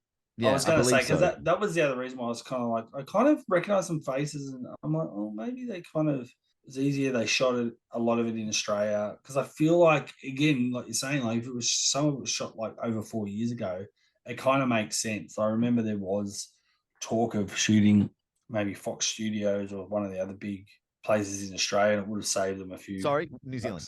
New Zealand. Okay. Yeah. Which is even crueler that they got Jermaine Clement in and then made him an American. It's like, we're filming in your homeland, but you can't be from here. But in fairness, I wonder sometimes even if that's even a director's choice, or maybe sometimes the actors feel like they have to put on the American accent, or that's how they get the gig. So it's like, oh, well, I'm just going to stick with the American accent, and But anyway, that's a whole other thing. But yeah. Oh well, so there you go. So just looking at a couple in looking up where it was filmed. Google loves to tell you the most asked question. The most asked question currently that Avatar is the water real? Which that makes me kind of sad for all the cinematography and the camera people and the actors and James Cameron, the director, who spent all that effort like actually being in water and doing the motion capture in water and filming it in water.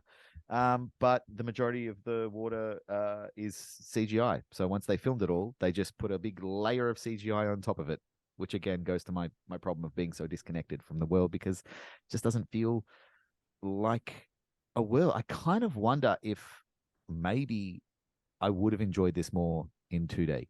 Which I never thought I would have said, because my favorite thing about Avatar was the 3D experience. I was wondering that as we've talked this through, I was like, maybe I had slightly better experience because it was in 2D and it still felt very immersive enough. Again, the picture was amazing, and because the stuff in it is so impressive. Like I can appreciate how good it is what they did, but the way that I watched it, I think really it hamstrung everything. Well, see, I really liked it in 3D, especially like the night scenes, even that start where they just had like close-ups of like their heads and stuff. Like it just looked really cool. So I liked it. Yeah, it's well, that's interesting. So all three of us have seen it in the three different ways. Cable saw it 2D, you saw it 3D, standard frame rate, and I saw it 3D with high frame rate, which are the three current screenings that you can get in Australia. So we all need to go see it again. Well, in IMAX. It is kind of interesting that when the 3D HFR is the way that Cameron is telling people to see it, and that is the sort of the thing. I mean, we're a small sample size, but the three of us, like, sounds like Cable wound up getting a really good experience. Maybe you got the optimum experience, Michelle, of the 3D, but not the HFR. And I got the worst of it in that I got the least accessible way to watch this movie. because I went to see a movie. I didn't go to see a technical achievement. I didn't go to see how good someone could, create a fake sea creature on the screen. Even the way you speak about this movie, it does feel like, the Phantom Menace and George Lucas, like, oh, look, we're going to make this amazing spectacle. And all these fans went to see it and go, oh, yeah, well, there's some amazing shots. And you've almost got the first ever proper CGI live action kind of character. And it looks amazing, but the story's shit. And it's kind of like, that's the part I think they miss. It's like, it's great to step the standard up, and maybe James Cameron put too much on himself after Avatar's like, how am I going to raise the stakes on this? Oh, well, let's do water and change the environment enough that it's something new that people haven't seen before. But at its very core, it's like, you still have to have an entertaining story. Like, you can't just give us all this visual eye candy and no substance. And that's probably, sometimes they maybe lose sight of that when they're too busy worrying about, oh, okay, well, what's this sort of fish going to look like, and what's their version of a shark going to look like, and how are we going to shoot this in water? And it's like, yeah, that's all great, but did you worry about the script and how these characters are going to interact and grow? And I do wonder if because reading about how this was all put together, how the 4 films that are in pre-production or production at the moment, that was all written as like one big block thing with a team of writers. Like, if you look at the credits at the end, it says, this script was written by James Cameron, and then I think 3 other guys, and the story was by James Cameron and 4 other guys, and that team are the crew. They are writing all of them. And I do wonder if, in sitting together and coming up with this huge, immersive, immense tale that spans 5 films, if they kind of forgot to check in on how much information and how much character and how much development was happening per film. And we're like, oh yeah, no, that's fine. Like, the Kiri thing, Kiri happens in number 3, and Spider's super important in number 4. And, this whole thing with like, Edie Falco's character, like, she is number 5. Like, her and Kate Winslet, the whole movie is the 2 of them, and that's it, and it's all going to pay off. But I guess James Cameron said, like, this movie has lived in my head for 13 years. Like, it is all in my head. I knew every scene. I knew every character, every island, I built it all in my mind, which is great. And, all of us sit around and, think up stories at some stage in our life. We've all like come up with an idea in our head and built an entire, story or movie or world in our brains. You have. I still do it every day. But in translating it, and I think that's what you see. I'm not saying James Cameron is a child, but if you've ever sat down with a child who's like come up with this incredible fantasy land in their mind, and they're like, oh, I've come up with this incredible thing, and they start to explain it to you very quickly, you're like, hang on, sorry, what? What are the spider monsters? What's happening? And like, as an audience member, you don't have that third eye internal cinema going on. And James Cameron is one of the best filmmakers of all time. There's no disputing that. And the stuff that he is committed to celluloid is just unimpeachable for the most part. It's incredible. But I do wonder if this time it's too long germinating in the mind. There's too many stories happening at once, and the focus on making the water look cool really overtook the focus on giving us the story. Like, what is the story? What is the Way of Water about? Really? Like, if you're trying to pitch, what is Avatar: The Way of Water about? Good question. It's like, can either of you give me like a 3-sentence synopsis of what the movie is actually like? Hey, Avatar: Way of Water is a movie where it's definitely not exactly the same as this, but it's almost like, oh well, the first movie was such a big hit, a bit like Star Wars: A New Hope. We're going to make a sequel, and this is just the continuing thing of Jake Sully being kind of hunted down, and his family are now in peril, and he's moving locations, and he's hiding, and the Empire's looking for him, kind of thing. It's like, and we're just going to take it like Empire. They took us to new locations, new environments, and it's like, but they gave a story. Like, Empire gave a story and stakes, and that's true. The reveals were impactful, and that's the true. meant something. But I kind of feel like this is, I think, probably getting to the point of, is this a sequel worthy of being a movie? Like, did they need to bring it out? Star Wars. Michelle just subtly shook her head. Well, A New Hope. At the end of the day, I love my Star Wars films, especially the original trilogy. But someone told me we have to reset, no more Empire, no more Jedi. It's just New Hope. I could live with that. Yeah. It's a good one standalone film. Absolutely. I think Avatar, you could argue, is that. Then he's gone, and this is where it's way too ambitious. Like, oh no, I'm not going to just make a sequel. I'm going to make 4 more movies. Like, settle down, mate. Like maybe make a trilogy, round it out, and then if there's a spin-off or opportunity and it's the world needs it, then make a 4th and 5th. But I enjoyed this movie, don't get me wrong, but did I need it in my life? No. No, take your amazing technology that you've come up with and create a new story. We don't need Avatar 2, 3, 4, 500. Like, take what you can do with your 3D and everything else, make a new story that's worth watching instead of just rehashing Avatar. Well, I do. There was a part of me during and then immediately after the film launch. Once it finished and I knew what the film was like. All right, that's what it is. That's what Wave Water is. There was a part of me that immediately walked away and was like, for the time and the money and the skill that was put into that movie, I wish James Cameron had made a different movie. Like, even if it was Titanic 2. Well, even if he made like an Avatar movie, but on a new world with new characters and like if he was forced into a position where it's like, you have to explain this world and these characters to us.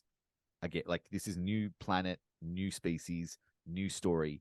And kind of his hand was forced a bit. He has the benefit of being like, well, there's 3 hours of exposition and story and character that was done in Avatar. I don't need to do all this up. What I will say about it that is interesting is, of the highest grossing film, just looking from this year, the films that were number 1 at the box office this year, there's only been 4 that were based off original properties, like ideas that were created specifically to be a movie. And I will count Avatar as the 5th in that, because even though it's a sequel, it is a sequel to a wholly original story. Like, Avatar came from nothing but James Cameron's brain. Yes, it is basically Ferngully, but it's it's not a comic book adaptation. It's not an adaptation of a novel. It's not a sequel to an ongoing series. It is not a reboot of a long-standing and much beloved series. It is not yet another cartoon movie. It's not based on a real-life human being. Like, all of and we can get into this in our year-end review when we get to that episode. But of all the movies that topped the box office this year, there is a striking similarity between them all. And Avatar does fit into that group a little bit, but Avatar is wholly his thing. There is no book, there is no comic book, there is no remake, there is no real story that he's based this on. This is something that has been created from the ground up, and I cannot help but be awestruck and excited by the fact that films like this are getting made and are getting seen. I think my feeling about Avatar Way of Water is I'm kind of excited for Avatar 3. Because shock me. We've done this. We've done Way of Water. We've spent 3 hours just looking at the ocean and not really doing anything. We've introduced these new characters without really doing much with them. We've set up that Quaritch is back. We've set up that the army is back. We didn't really finish anything. Like, Avatar Way of Water doesn't finish. They have a fight. Oh yeah, it's very open-ended. Yeah. So nothing is wrapped up and then has to be restarted. Like, my deep and sincere hope is that Avatar 3 is the imagination and the wonder of Way of Water with the technical issues refined. Like, I think they have their reach has extended their grasp here, where they are like, we can do this. It's like, but to quote Jeff Goldblum, you were so busy thinking if you could, you never stopped to think if you should. And I think there's a lot of stuff in this movie that they should not have attempted yet. And I wonder if the advances they made in Way of Water will open up new advances for Avatar 3. The things they have set up in Way of Water will pay off in a much more satisfying and immediate way in number 3. And we might get a very propulsive, engaging, character-driven story in Avatar 3 that presumes a lot of the work is done in Way of Water, and we can kind of get on with it, I guess. That's my feeling. What about you, Michelle? What's your final thoughts on Way of Water? Well, as soon as I finished it last night, I spent half the movie going, they really should have made Top Gun Maverick in 3D. That would have been enjoyable. Like, that was my review. Beach football scene in 3D. Someone was jeans shorts coming out of the screen. Yeah. Well, that's an idea for Tom Cruise if he wants to get that title again, or at least move the movie up. Yes, and pay me for the idea. Bring it out in 3D. I don't know if you guys seen it. Tom Cruise released footage of like the making of a stunt that they're doing in the new Yeah. Mission Impossible movie. Where he's thanking. Yeah. No, not the one where he jumps out of the plane, where they show he's doing a stunt in the new one where he rides a motorbike off a yeah, cliff I and saw then that. parachutes, and it's like a 9-minute like thing explaining like everything that went into making it. I think I had a better time watching that than Way of Water. Wow. Have we all lost our hard on for Cameron? Not at all. Not at all. He has earned the right to go in a whatever direction he wants with this movie. This is not a movie for me. This is not a Gussie movie, but that doesn't mean it's bad, and it doesn't mean I'll be shocked if people are like, it's the fucking best movie ever made. I think I could not get past the HFR. It took me out of it, and I could never get in. And I don't think there was enough underneath the visual drag me in. What about you, Cabe? What's your final vibe on this movie? I'm still in shock that Michelle didn't really want to see this movie, yet owned the original on DVD. That just blew my mind. On Blu-ray and DVD. I'm pretty sure. Well, there you go. It's Wow. like, what? Wow. I never said I didn't like the original when we were talking about it. I know, but I find that weird that you sort of felt like it was like we had to twist your arm to go. Oh, that's only because it was 3 hours. That's too long. Yeah, but see, I don't know. Well, how long was the first one? The first one goes for a while, doesn't it? First one goes for 3 hours as well, I believe. Does it? Yeah, but that was like, what, 12 years ago? Oh, 14 years ago? I was younger then. Sam Worthington was in human form back then. Yes, and I was younger then. Now I'm old and I'm tired. Old and I'm tired. Oh, go have your nana nap. Is that going to be your pull quote for the movie? They can put on the poster showing. I was younger then. I'm old and I'm tired. Amazing. The first Avatar film is not 3 hours. 2 hours and 42 minutes. That's a better time. Pretty close. I mean, we're talking like a 20-minute difference between movies. Yeah. I mean, how long was Titanic? Titanic was 3 hours, wasn't it? James Cameron makes big movies. Yeah, but Titanic's amazing. I don't think so, Tim. No, Titanic is amazing. That's you can't two against one. Titanic is an incredible. Again, like Way of Water is not a Gus film. That doesn't mean I can't appreciate that it's amazing for what it does. Titanic is just badass. Come on, like what he does with that movie, what he does with the effects in that movie when he did it at Titanic. Titanic is 3 hours and 14 minutes. It's longer than Way of Water. And I saw it 3 times at the cinema, I'm pretty sure. And I saw it it on twice VHS at the cinema, and DVD. and I've seen it a few times on home video, and I have never been bored watching Titanic. I can say that categorically. Well done. Congratulations. We want to rank Way of Water stars? Yeah. Well, yeah. Look, I'm pretty torn on it, and I feel like I would be ranking 2 movies, honestly. I think what the movie is, what it does, what it achieves, pretty impressive. I'd give it maybe like for the sheer effort and the skill, I'd give it like 3.5. For the movie and the experience of watching it and what I got from it, I'd give it like 1.5.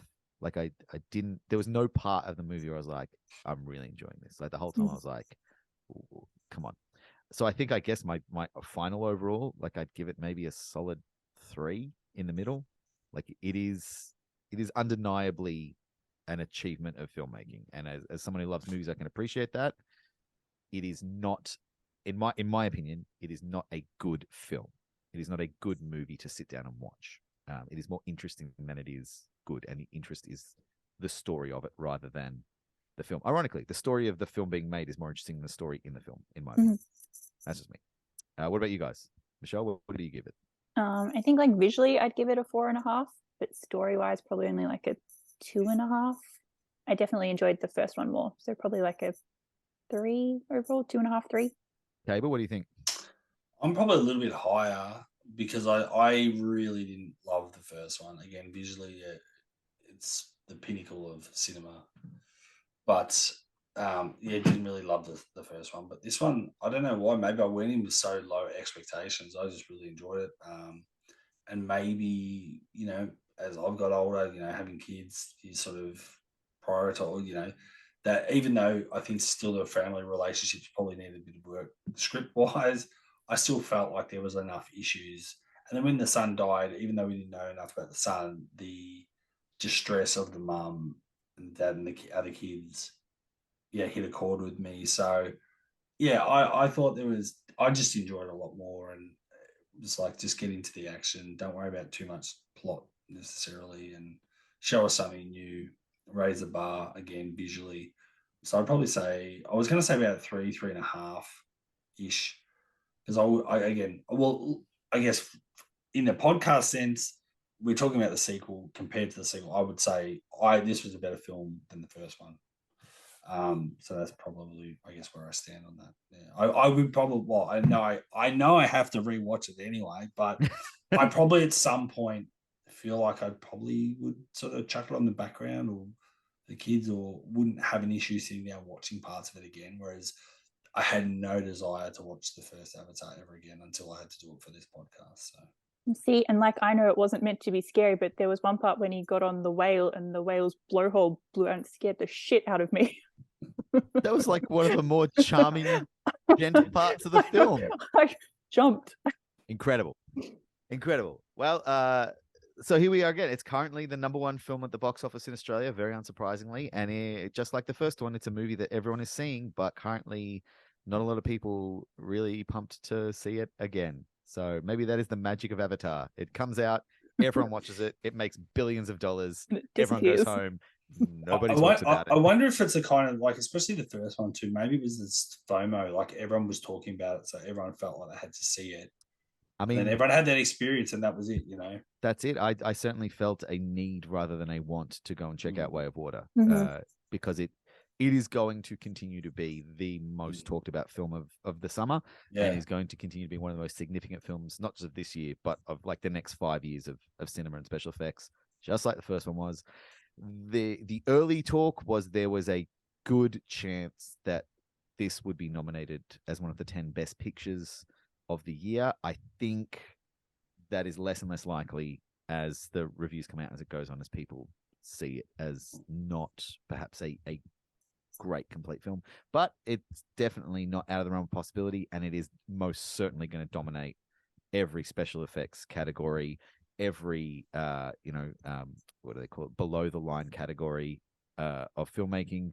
Big Jim could be in for a best director Academy Award nomination. If the screenplay gets nominated, I'm going to have some questions. If the score gets nominated, I'm going to have some questions. Sadly, James Horner died and was not back to score this one, and the score is sparse, and I felt a bit like, and if a single performer gets an Academy Award nomination for performance, I'm going to be making some phone calls. Not that anyone was bad. Sounds good. Not that anyone was bad, but come on, let's be real. These guys did some great motion capture, and then computers did the rest. And that is not the end, because a movie this big can't simply be done just like that, because there is another half of this podcast that is coming up right now. Cable sat down with Julian and Adam. Is that right? Correct. I was almost going to say James, because we said James Cameron so many times in that episode. Julian, Cable sat down with Julian and Adam, two podcasters and film fanatics who had a lot of great stuff to say about this movie, and that is coming up right now. So just like Way of Water, you think you're done, you're not. It never ends. Because there's a lot more great stuff that got raised about this movie, and a lot more stuff that got chatted about coming up. Now.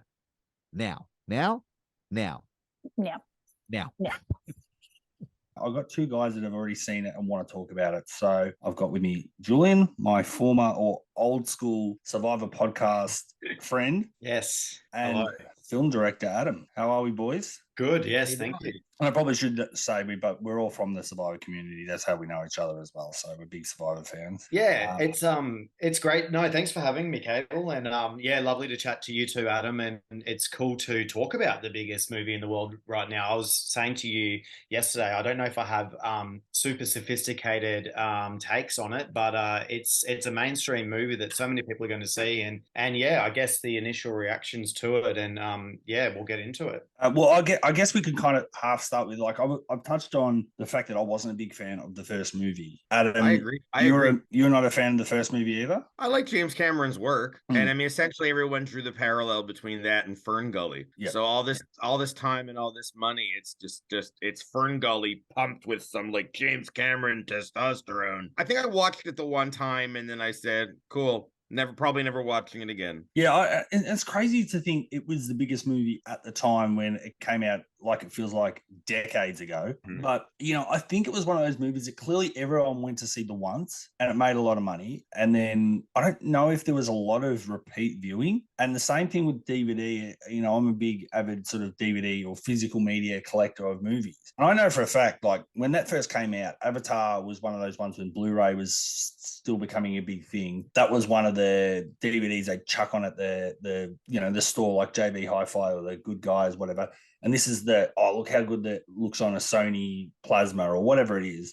Right. And that was like that disc that they would to show off the TV and show off the power of Blu-ray. But then that was a DVD that also quickly just disappeared from shelves and they stopped sort of reprinting. So it's only recently come back out again because of this movie. And I even think that's weird. It's like, well, if it's such a big film and people want it, how is it not even on physical media at all? So yeah, it's an interesting movie in that regard too, because I just wonder how many people, I mean, personally talking about it in the last few months with the anticipation of the second one, I've met one guy that loves the movie, the first one. And a lot of people go, yeah, I saw that movie. It was okay, but I don't feel like, I don't know. Can we justify spending $2 billion on a sequel? I don't know. I guess we have to get this out of the way. Like, having seen both of them, I obviously preferred the first one so much more. And like the second one built on that. But I just feel like even with the shortcomings of the first one, it was still a lot more original seeming and rich than what we got the second time round. What are your guys' thoughts on that? I thought neither was that original story-wise. But visually, I'm watching it. I just watched it last night or 2 nights ago, and I'm just like godsmacked. I'm not religious, but like, I don't know why I said that term. But I'm watching it because I'm a film guy, so I'm watching it, and I've always been a fan of like animation and fantasy, and it's just sheer like wonder that to me. And very few movies have, and I saw it in IMAX, and so very few movies have had that effect on me. So when I look back at the first one, even when I saw the first one, I wasn't all that wowed. It's like, okay, sci-fi, different versions of, they go in, they have these fake bodies, and okay, been there, done that. I've probably seen it already.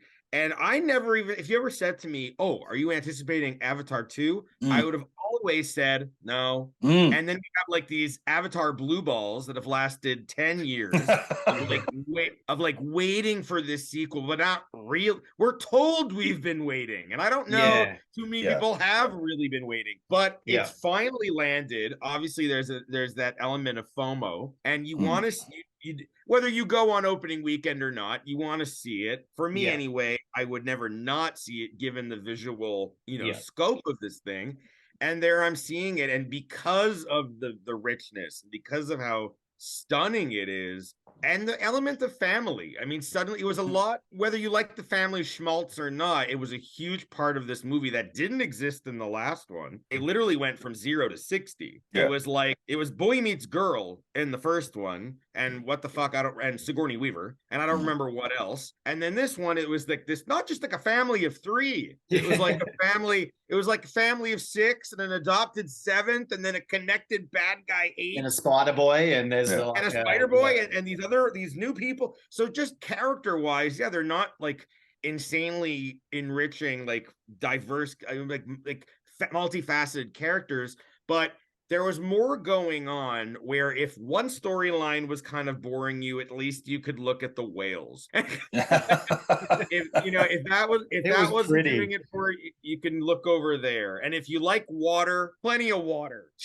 There's just a lot going on. Yeah. Did you think, now you touched on so many new characters, do you think that was a detriment to the film? Like they had just too much going on? No, I don't think there was a detriment. I think the big detriment within the film, my buddy Finn and I, he's a cinematographer and an editor, we looked at each other afterwards and we're like, that was good. and we just kind of sifted through the movie. So there's that villain character that continues from the first one, and right from the very beginning, we know that there's a spin on him. He's got the connection with Spider-Boy, and he's not the big bad villain he was before. And now he's in the body of one of these things. So you'd think maybe there'd be a little bit more, whether, I don't know, it doesn't have to be exposition, but just this idea of him sympathizing more because he's one of them now. But that doesn't really happen.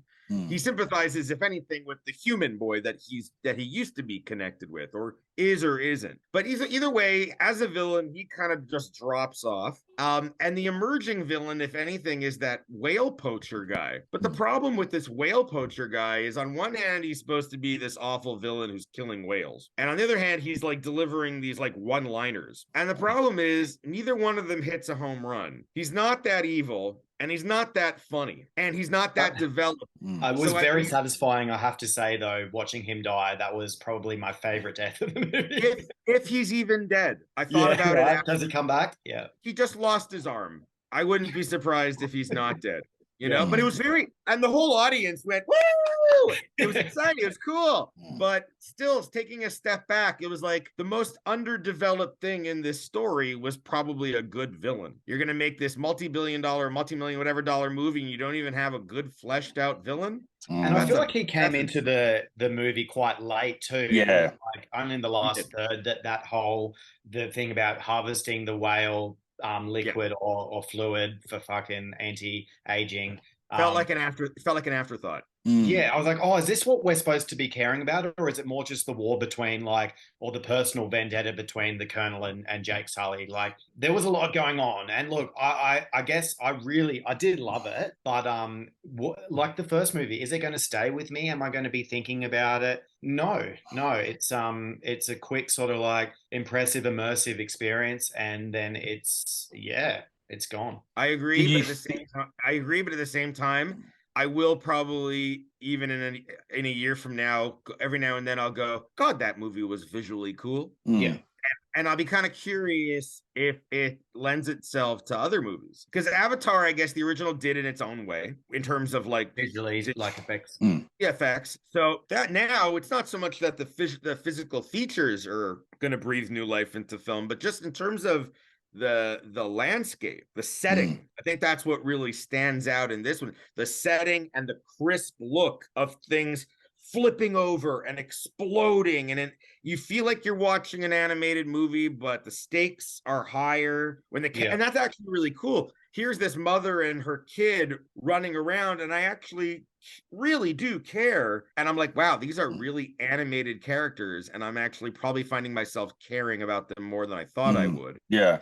I was going to say that was the thing I felt in this movie as well, that not to take away from the first one, it was so long ago since I saw it. But this movie, yeah, you're right. You know, it's all an artificial world created for us on the big screen, but there's something about its depth and realism that, yeah, again, like you said, you actually feel like you're really watching real people, if that makes sense. And I think I couldn't even think of, when there's some movies that are just visually amazing, whether it's a Star Wars film or another sort of big blockbuster, effects extravaganza, you can see all this great stuff and go, oh my God, that looks amazing. And then there's one really shitty CGI shot or somebody falling or something, and it just looks a bit too fake. I can't even think of a moment in this movie that I thought, oh, that took me out of the film. Like it was meticulously done.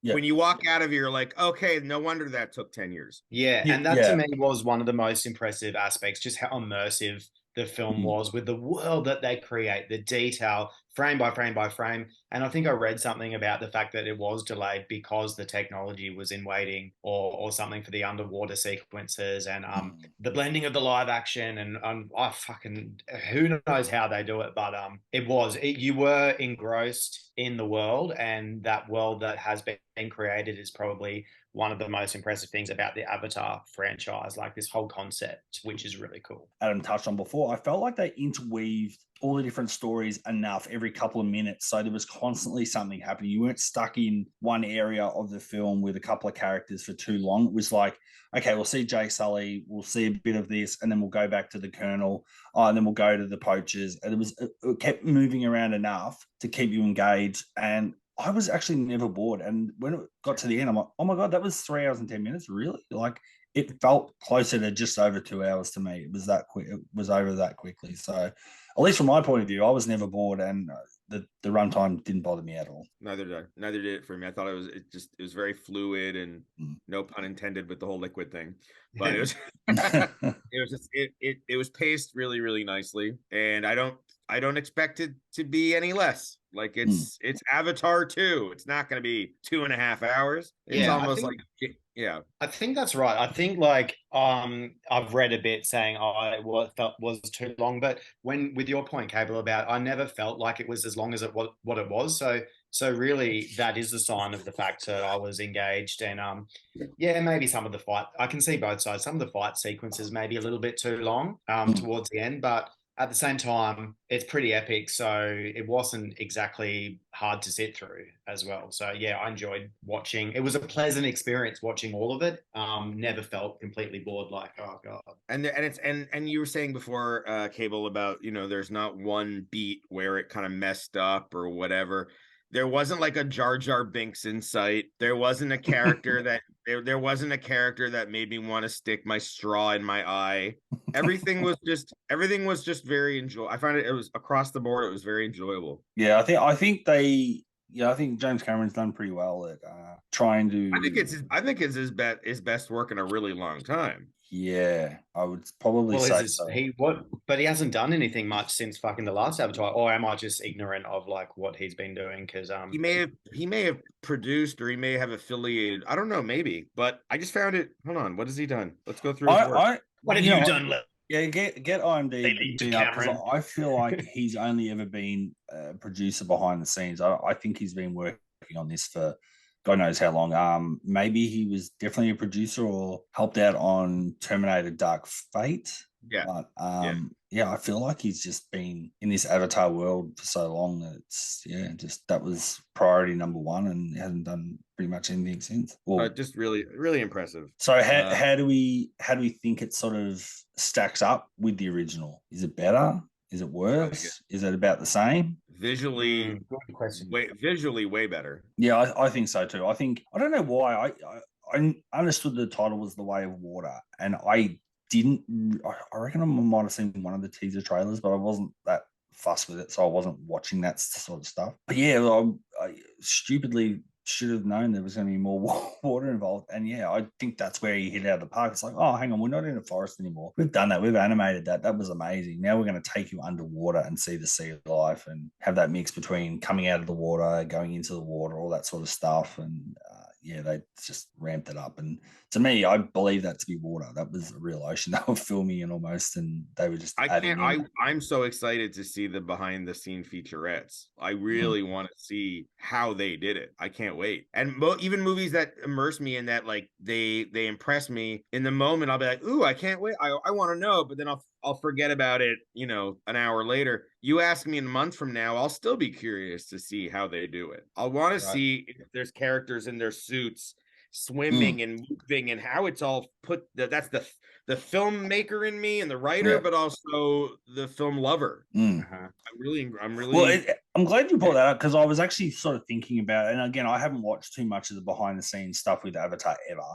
But I've sort of seen the mock-ups of them in their motion capture suits and all that sort of stuff. And in my head, I was already thinking, well, they can't be surely really swimming and then motion capturing them. And then I was kind of like, well, then again, maybe that's why the movie costs so much. I think just to waterproof them and everything, because it makes sense. It's so fluid and so perfect. I'm like, they surely had some sort of doubles in their swimming and doing some of the stuff.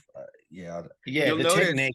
I want to know why it was so expensive too. Like, because I think I heard that it had to be the fourth highest grossing film just to break even. And I want to know, what the cost is. Like, I guess just the way they have to blend the animation with the actual facial expressions done by the actors, and how it all gets overlaid. And there's got to be some good stuff there to see, But yeah, how does it cost so much money? I'd love to know. Like, Marketing was a huge chunk. Yeah, yeah, It was. Yeah. obviously, yeah. But it's funny. No, it's noteworthy if you look at the way the characters move. Look at how fluid and beautiful and amazing and accurately they move while in water versus while they're engaging out of water. And you have, like, you know, when the guy wakes up at the beginning and he's in his avatar body and they're holding him back, it looks very not so great. It's very like, it's not very natural the way he's like, rah, rah, rah. But you know what I mean? Compared to when they're swimming. Yeah. And they're different. And I know they're different kinds of movements. It's swimming, it's slow, it's not real people fighting. You know what I mean? The speed's obviously going to be different. But yeah, just going back, I'm very, very intrigued to see how it was made. I think it was a really good choice to move worlds too, right? I think that if I had have stayed in the jungle, I'm just thinking about it now, with the exact same kind of story, it would have felt so boring to watch. Like the fact that they had this part of Pandora that it kind of opens up a whole new franchise for the a different land kind of thing, like you've unlocked a new world in a video game or something. And yeah, I do think the story wise though, like in terms of criticism, I just feel like I prefer the first movie from a story perspective. I felt like, yes, there were cliches about Fern Gully and a lot of eco sort of like certain elements had been done, but there's got good themes and morals that really were great. And the second one had more of the same, which was fine, but it didn't feel there's as no original. there's no story in that. There's no story in the second one. There's not a lot. There's really not a lot. It's a villain that wants to close in on a guy, and the guy has his family with him. That's it. Yeah, he's fleeing one place, and they find a new family and the family dynamics. Yeah, and that was nice. Like I have to say, that was a nice element, and obviously the water element, and I guess because we were still engrossed, it didn't matter. But I just can't help feeling like I was maybe the hype, right? There's such a big movie. This is going to be the next Avatar. I've been waiting 12 years or whatever, 2009. I think the first one came out 13 years then. And it's like, is that, you know, I think there could have been more layers to the story and more meaning and more in it, like apart from the visual, like plot wise, I'm talking purely. So yeah. I definitely agree. And I definitely feel like I said at the beginning, I feel like they should have a villain is important in a movie, in most movies, especially in an action movie. You know, look, we're dealing, and we have two villains, and they were both kind of half-assed. Well, one was an Aussie too. Yeah, I actually think that was like, I noted that stuck out like such a sore thumb. I was like, he just looks like one of those sex pest tourism that goes to Thailand and just like, he had a real nastiness about him, and quite good casting, I thought, in a way. Yeah, it was funny. I agree with you guys. I think it was great to branch out and go to a new environment. I think that works twofold because I think it keeps the audience engaged, seeing this whole new environment. But also it's good for the sequel. It's like, well, you know, good for the box office, because you don't want to just how much of the forest do you really need to see again? And have that experience. I mean, you could have, but I don't think he's breaking any new ground doing that. You go to water and just up the ante. I mean, that's what he kind of needed to do. It's a bit like when he did Terminator 2, and then you had the Terminator, the liquid metal that sort of ramped it up a bit. So, and I mean, that's probably his version here. Water is Cameron's thing. Yeah, whether the abyss, whether it's the T2 or the abyss, he loves his liquid. Yeah. So I think, and I don't know, like, what are your guys' thoughts on, he has talked about over the years that this was going to take a while to get the technology, all that sort of stuff. But then there was talk of, it's not just going to be another sequel. He's going to make another 4 films or something like that. I'm like, do we need that many Avatar movies? The first one wasn't that great. But this is the thing I don't get, and we've sort of touched on a little bit, that, it was visually, again, it was fine, but I don't think we're all raving necessarily about the storyline, even though for me, I felt like the storyline or I guess the family relationships that were happening in the movie, I found that a lot more interesting and engaging than obviously the previous film. But is there enough juice to squeeze from this franchise? I mean, if he's needing to make, $2 billion just to break even on this one, which I'm sure they'll probably get, but if you're only just scraping by, I just don't understand the point of the exercise. a little bit. Like it's his way of saying, well, I'm going to make the most amazing visual films, but the part of Hollywood is still about making money. And I just don't know whether there's a hell of a lot to keep going with. I think this has everything to do with his age and where he's at in his career. And he's probably also, you know, even though he's had an amazing run, he's also received a lot of criticism for his attitude, his behavior, and all this kind of stuff. So I feel like this is his baby. This is his last hurrah, and he wants to leave. He wants it to be as big as possible. Yeah, and he has this traction. Why? One would possibly argue or question, why would you divert from something that you've already worked so hard and built? Yeah. Why start something completely new that could fail? So this is kind of like where he wants to lay his what's the word? Like, what is it? You know what I mean? Like put a stake in the ground almost. Yeah, this is where he wants to lay his bed in the end and have at it, buddy. It's gonna give a lot of people. It's gonna give a lot of people jobs and. I think there's enough interest to continue having a couple more films. I mean, you only have to look at all the other franchises that keep bringing out sequels and thirds and fourths. But I just hope towards the end, we know that the Colonel, you know, the Spider-Boy didn't want to go with him. And what's that relationship? I don't know. I really hope that there's going to be a bit more in the next one, because apparently they've already finished that one or correct me if I'm wrong, basically finished it. I want a little bit more. Yeah, I don't know what they're going to do with the story. Again, go back to the story I'm obsessed with. Like, okay, like. But interesting you say that. I'm now more intrigued to see what happens next than I ever was after watching the first one. Yeah, because they left us with something, and that is the unresolved. It reminds me of Star Wars with my evil dad and you know, Darth Vader and Luke and I'm like, okay, there's that, but what else? But you're right, there is that. It's renewed my interest a bit, and if it's only coming out the next one in 2024, I guess that's not bad. Yeah, at least it's not like another 10 years or something. So you're saying they kind of shot these back to back, or from what I understand, well, it makes sense if it's going to cost so much that shoot them back to back. Pretty much. It means like they have all this writing done. They've done all this dialogue, because it all starts with the actors doing their voice work. Yeah. And then building the movie off that. Mm-hmm. So it's very possible that they've done all the voice work for 3. They've maybe done all the voice work for 4. And that's it for the actors. And maybe they'll call them back to do motion detection stuff. But otherwise, it's all artists at this point. Wowee. Sort of what you just touched on just before there. I definitely think I had no interest in a sequel to Avatar, but now that I've seen this one, like I said, there's still enough, you know, growth, and there's more characters, and there's some still intrigue in some of the background, like you said, Spider. I've almost forgotten her name. What was Sigourney Weaver's? Oh God, Kiki or something. I don't know any of their names. But she was surprisingly not annoying. And every now and then I look at her and you see that Sigourney mouth just a little bit. And I love Sigourney Weaver. Yeah. So that's cool. Yeah, I know. I feel like they dropped the ball with her. They said, you know, that warning, if she plugs in again underwater, she's she'll maybe have a seizure and die. And then she did it at the end to help save the family, but I feel like they could have built that up more, like the risk of it.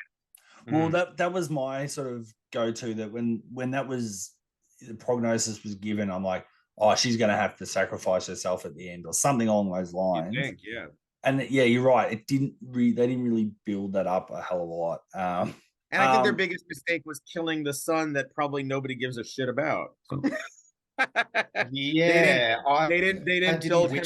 They didn't build him enough to make you care about him. So he wasn't the son that found the whale-like creature and built that relationship. It's the other son, right? Yeah, it was the oldest. Their oldest kid. Older son, yeah. Yeah, you're right. You didn't have that much investment in him. And also, though, can I ask you guys, why was Sigourney Weaver's character Kiki adopted, and how did that end up happening? Because I must have just been naive or missed that, or maybe it wasn't explained that well, like how she became part of their family. Like, Well, she obviously died in the first one. Well, she was adopted into their family, but yeah, I still feel like I probably almost need to rewatch or watch a few YouTube videos to find out all the relationships, because I feel like there was like so much happening, so much to look at, and you could easily miss a little bit of exposition that might have explained a few just things. one line. It could have just been explained in one line. Yeah, or maybe they purposely left some things a bit ambiguous, because I did feel like I wasn't 100% certain how everyone fit. But even it's funny. We had spoken off air, Julian. You said about even the names and trying to keep up to date with everyone. I did take me a while with some of the names to go, oh, that's him and that's her, and especially with a lot of the guys from the water world. I did feel like they were saying names. I'm like, who's who? Like I found it. I actually found it hard. Yeah, I found it really hard to sort of keep up with who everyone was. That was my other issue. And I think, is that what you had, Julian? You had a bit of an issue trying to keep up with all definitely. I think, I mean, at least they all looked pretty distinctive. So you could like see them and you knew who, like, there's been shows and movies that I've watched where there's two brunettes. I'm like, which brunette is that one? Whereas at least they were all crafted really distinctively. But yeah, as for their names, when one's referring to the other one, I was like, oh, yeah. Yeah. Well, the other funny thing was I could have sworn the cinema I was in, which was on the first day and an amazing big screen, great sound, I could have sworn they kept referring to Sigourney Weaver's character as Kitty, as in kitty cat, but then it's actually Kiri. Kiri, okay. Kiri, Kiri. And I was like, I could have sworn they were, every time they mentioned her, it sounded like Kitty to me. But anyway, there you go. Maybe that was what's their race again? I can't even think. Well, there's the Na'vi, but that's the forest. Yeah, the Na'vi. Maybe that was a slight twang on the Na'vi. The way they say things, it just made it sound like Kitty, but it was, anyway. That's confusing to me. It's like, well, if I go IMDb and I can't even find the character's name because it's pronounced differently, it's a bit funny. Yeah, even a lot of the reviews are like, oh, the big whale-like creature. They've got a Tukatu, or I don't even know the name. Yeah, like, no one's really up, I don't feel like, with the new clan name is not the Na'vi, it's the Mocha. I can't remember. Like, yeah. Yeah, it's like they introduced this whole new ecosystem, but it's, you got to try and catch up real quick to get all the names. But I guess that's like not really, it's whatever. But I just feel like there's so much there. I was like, I want to be up with it, and even coming to do this potty, I'm like, oh man, I don't know the names of this, that, but fuck it. I never, even though I can agree, I don't know a single character's name in that whole thing. I never felt frustrated because I was so just taken in by the visuals. Yeah, and I knew who they're referring to. Yeah, yeah, it's a visual experience. I think that's the thing, really, right? First and foremost, it's the visual experience that you're on, and the fact that you just feel like you're it's beautiful. It's emotional. It's the I guess, can we talk about like the whale and the ball? I like the parallels too between, I just thought of this, sorry. The first movie, they connect to like it's like a Harry Potter style hippogriff thing, like, that flies. And there's like now a water version of that. And I like how they kind of take that with their bonding and it's this whole ecosystem that he's created, Cameron, which is quite clever, whether it's the tree people or the sea people. So beautifully done. Yeah, I love when they went into that whale's mouth. I thought that was my favorite scene of the movie. Yeah, that felt very Cameron-y. Yeah, is that after they killed it, Adam, and they put that stake? Just the whole process of how they pin it with the bulbous, whatever the balloon thing is, it slows it down, then they kill it, then they open the mouth, they go in, they extract. Yeah, that to me felt like I was watching like The Abyss. Like, it was just really like, it took a break from all the beauty, and it was still beautiful. Yeah, but it felt, the tone wise, it felt a little richer, a little darker, more stakes. Yeah, it was a perfect stretch of like 15 minutes. Yeah. Yeah, and just the sound of them extracting like the anti-aging liquid, it was like I don't know, it just felt like it was really like, you almost felt like it was moist. I love that. Yeah, it was. Yeah. Do you know that moment? You know what that made me think of in that moment? I actually felt very Starship Troopers in that scene, and I was kind of like, oh, this. But it also, like, you touched on it so well, Adam. Like, it's this beautiful movie, visually beautiful, a lot of fairly beautiful stuff's happening, and then you see this ugly scene, but they still make it still visually looks kind of amazing enough that you sort of, it's this dark moment yet kind of strangely still beautiful, but in an ugly way, if that makes sense. And it also felt, I think, the most tangible. Like the electronic, the device that they're on, the crane or whatever, and they're going in, and very well that inside of that whale could very well have been practical effects. I don't know. Yeah. But it felt like it, and it was it was the heart of the movie in a way. Because really, the heart of the movie is not so much about this guy who wants revenge on this guy who's got this family with all these great dynamics, whatever, they're dynamics. But it's not about them. It's these poor victims of all this shit, all these people who just can't, of these different ethnicities or these different races or these different species. Why can't they all just fucking get along? And why is these poor whales there at the they get fucked in the process? Yeah. Sad. They're very attractive. Those whales could have been annoying, but they were cute. Yeah, it's got that colonialism, like when humans, like it reminiscent of, like, imperialism, when we settled other different countries and we thought we were the best, and it's like this new world, and obviously that's very obvious through both of the movies. But yeah, those, just the absolute tragedy of like destroying nature and these beautiful creatures, and you really feel that with even just the beauty of the double eye that the whale has, like the big eye and then the little one. Like, it's almost like you create a bond yourself when you're watching the movie, just eye to eye with that incredible beast, and you're like, this is on a screen, and like I'm feeling something for this thing. And actually, I'm glad you said about the eye, because I did like seeing the visual of the point of view of the whale when he's talking, connecting. I thought that was really cool that they actually showed us that. Just something a bit different. You don't normally see a POV in a movie from an animal as much. Yeah. Necessarily, unless it's the bad wolf tracking someone down or something like that. But yeah, they actually see sort of almost like make it more of a character by having this point of view shot. I thought that was pretty good when they did that a couple of times. Yeah, no, the eco world was pretty good. Obviously it's beautiful. Like, there's maybe a few too many scenes of the like blue light underwater, like bioluminescent. I don't know, like, it is cool, but yeah, that felt similar to the forest at night of the first one, maybe a little bit. But that's fine. I don't know. Yeah, there's a lot to say. Yeah, I was actually waiting for. I felt like there was no danger in the water until all of a sudden they left him out by himself, and then that I guess that great white shark-looking thing sort of came for him, and then obviously had the stronger jaws of ripping through the coral trying to get to him, and then that was pretty cool at that moment. But yeah, that was the only thing I was sort of like, oh, surely this beautiful water has to have some sort of predators in it or some sort of danger, but that was just sort of all. That was about it, And they connect with whales that can come and save them. Yeah, I thought the village where they lived in was kind of cool too. Their little like huts, and then the like I don't know what it was, but like the walkways connecting them all was like bouncy, and that was like a nice. Yeah, that was cool. Yeah, that was like Weeds Palm from Survivor. Oh god, I was like, that's what they need to go for the next tribal council set. Jeff, come on, put your money into it. Any other thoughts, Adam? Not really.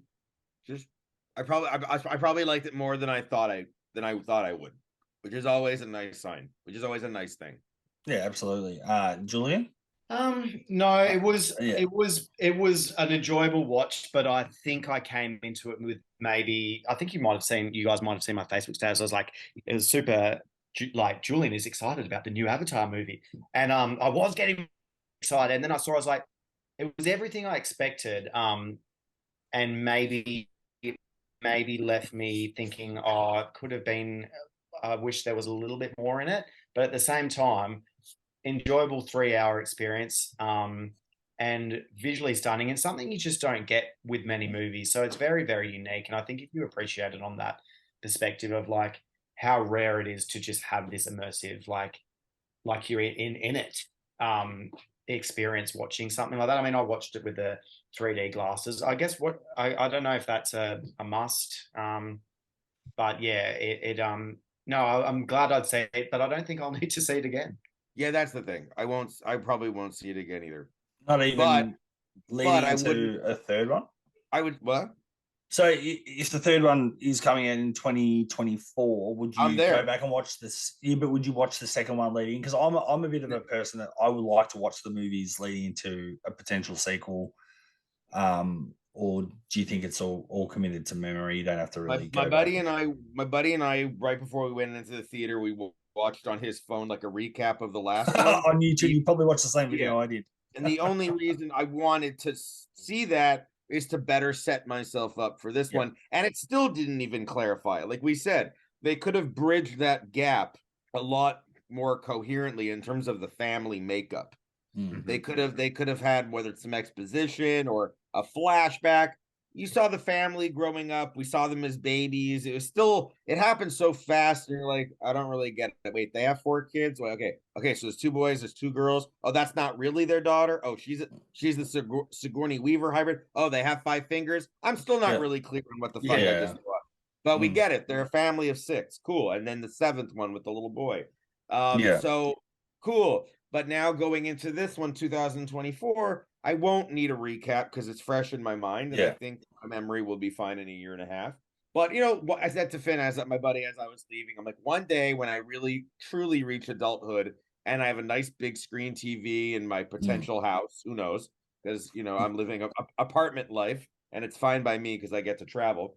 But if I ever have a house or even in my apartment, a big ass TV, that's the type of movie that's going to play on the background all the time. Yeah. I'll have an oil diffuser and cool lighting, and that movie will just always play. Yeah.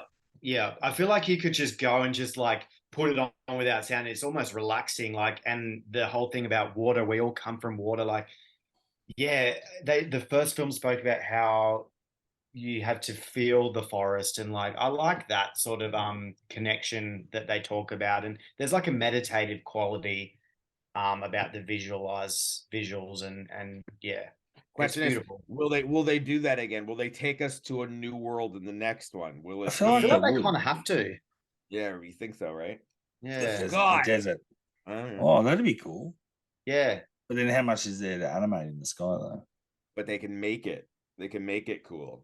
There's currents that go in the sky. There's clouds that have all kinds of formations. That's true. There's no bounds to the imagination when it's like they don't have to imitate our desert. It could be like a new kind of. That's what's cool. He's got like now this whole world that he can just kind of do anything with. So I actually feel like as much as this movie didn't have that much happening, it really did make Avatar now feel like a franchise, and it does feel like a franchise. And because they showed that you can go to a different part of Pandora, it's a whole fucking planet. So like we're gonna we'll see fly. We saw running and jumping and climbing in trees. Then we saw swimming, and the next one we'll see flying. Yes, yeah, or like some fucking ice. I don't know. Yeah, the cold ice and snow, and that'd be pretty. Yeah, no, but all in all, what would you guys give it out of 10? Do you do that? We actually rate things out of 5. I was going to say, do you guys do that? Yeah. You two go ahead and give us your out of 5. And I guess when we do a sequel on this podcast, it's you kind of have in mind the first one, and then if the first one's sort of the pinnacle, I guess, does this pass the pinnacle? Is it thereabouts, or is it below the So maybe take that into consideration as well. I'd give it a 4. I'd give it a 4.2 out of 5. 4.2. Yeah, I'd give it a 3.5 stars out of 5 if we're going that. And I'd probably give the first one 4.5. Okay. So you I mean, you've spelt it out pretty obviously that you weren't as high on this film as the first one. But that's it. I still really enjoyed it. So maybe 3.5 is a bit stingy, but yeah, setting it up for the next one. Let's hope for even better. Yeah. Adam, what would you have given Avatar, the first movie, out of 5? 3.8. 3.8. I like this is different. He's gone the 0.8 and the 0.2. It's a big difference. Yeah. I wouldn't give it a 4 out of 5. Yeah. It's just almost there. And this definitely more than 4 out of 5. Yeah. What I say? Yeah, 4.2. Yeah. If they would have if the villain was just a little bit better and the story was a little bit better, 5 on 5. Yeah. I do like, reflecting on it and obviously talking through it with you two guys. And that's the thing. Sometimes if you haven't seen the movie with anyone else and you don't know anyone else has seen it, you can't really talk about these things and think things through. But I agree with you. I think the villain, whilst he was good in the first movie, this is an extension of that, but it did feel, it was a bit middling. And then, like you said, you got the Aussie guy that's I guess effectively the whale poacher, and he just comes in. But is he a really truly bad villain? He's just doing his job. I don't know. I don't think he was super villainous enough, but he was a bit sleazy. So I think that probably doesn't help that the villains weren't fully fleshed out compared to probably the family and stuff like that. So, and I would even been story wise, I'm happy with it enough. So that's it for me. Get up those villains a little bit better, and it would have had a 5 on 5. That really, I did walk away with it really going, they dropped the ball with those villains. I kind of feel like the characterization of the couple could be a bit better. Like, there's something I don't really like that much about Jake Sully. He's just very like bland and like serious and like alpha. And the wife, I mean, they can't do everything in the movie though. They've got all this going on, so it's not really about family dynamics, but it does feel like a little bit cliche. And she's literally just stand by your man kind of thing. And I don't know. It's maybe not about that. You can't have everything, but I would have liked to see, I don't know, a bit more. And even just the teenagers with their bro downs and stuff felt very cliche as well. So yeah, maybe something to add for the next one. Mm-hmm. So I guess in closing, does Avatar 2 need to exist? Ooh, need to. For James Cameron, it does. It was, yeah. I think Avatar 2 is more important for James Cameron than anybody else in the world. But that's okay. He's an artist. He's allowed. And making all those jobs, people are getting paid. Great. It's art. It's all good. And it's a cool concept. So I think it's great. There's nothing really else like it in a way. Like, I know I've made comparisons to, like, this is like, even The Sinking was like Titanic, but there's like lots of little bits of other stories in it. I'm glad you brought that up. I think, I don't know if I'd said to you offline, but I did have that moment where they're obviously in the ship and they're going down the different corridors and trying to get air. I'm like, oh my God, this is him just doing his Titanic bit here. And actually, this is what I'll have to ask Adam, because Adam's pretty cluey on this sort of stuff. There was also right at the start with the military sort of coming back in to the planet, I could have sworn there was a few little musical beats that were very Aliens as well in there. Yeah. So I thought, he would do that. Yeah. I'm like, that felt Aliens to me. I'm pretty sure that's the same piece of music, but only subtle, but really little bits of Aliens, little bit of The Abyss, like with the two drowning and running out of air. Yeah. Titanic, the thing sinking. It kind of felt like a throwback to a lot of his movies. The liquid metal. Yeah. Yeah. Actually, I have a question for you. In Canada, when you were watching the trailers, did you get the 25th anniversary of Titanic trailer? Because I got so excited at the local cinema when they said this February Titanic re-release. I was just like, the music. I was like, is everyone getting this, or is it just depending on the cinema? So yeah, I didn't get that. Okay. I didn't get it either. What cinema chain did you go to? Majestic. Yeah, they're a random. There's about 10 of them. Yeah. Okay, that's very random. No, I didn't get it. I mean, I'm sure it'd be a wide release if they're going to Yeah, well, I didn't know until I saw that Titanic is getting re-released next year. But then there was mid this year, there was all these stories about 25th, and so I was pretty excited. I'm sure James Cameron's happy to milk that again as well. So, well, that was our chat about Avatar to the Way of Water. Thank you for joining me, Adam. Thank you very much. My pleasure. Thank you, nice Julian. You guys. Yeah, no, thanks for having me. Nice to chat to you both. Always good to like crystallize your thoughts with other people when you see something like this. Absolutely. And on that note, don't forget, not all sequels suck. By definition alone, they're inferior films. Films.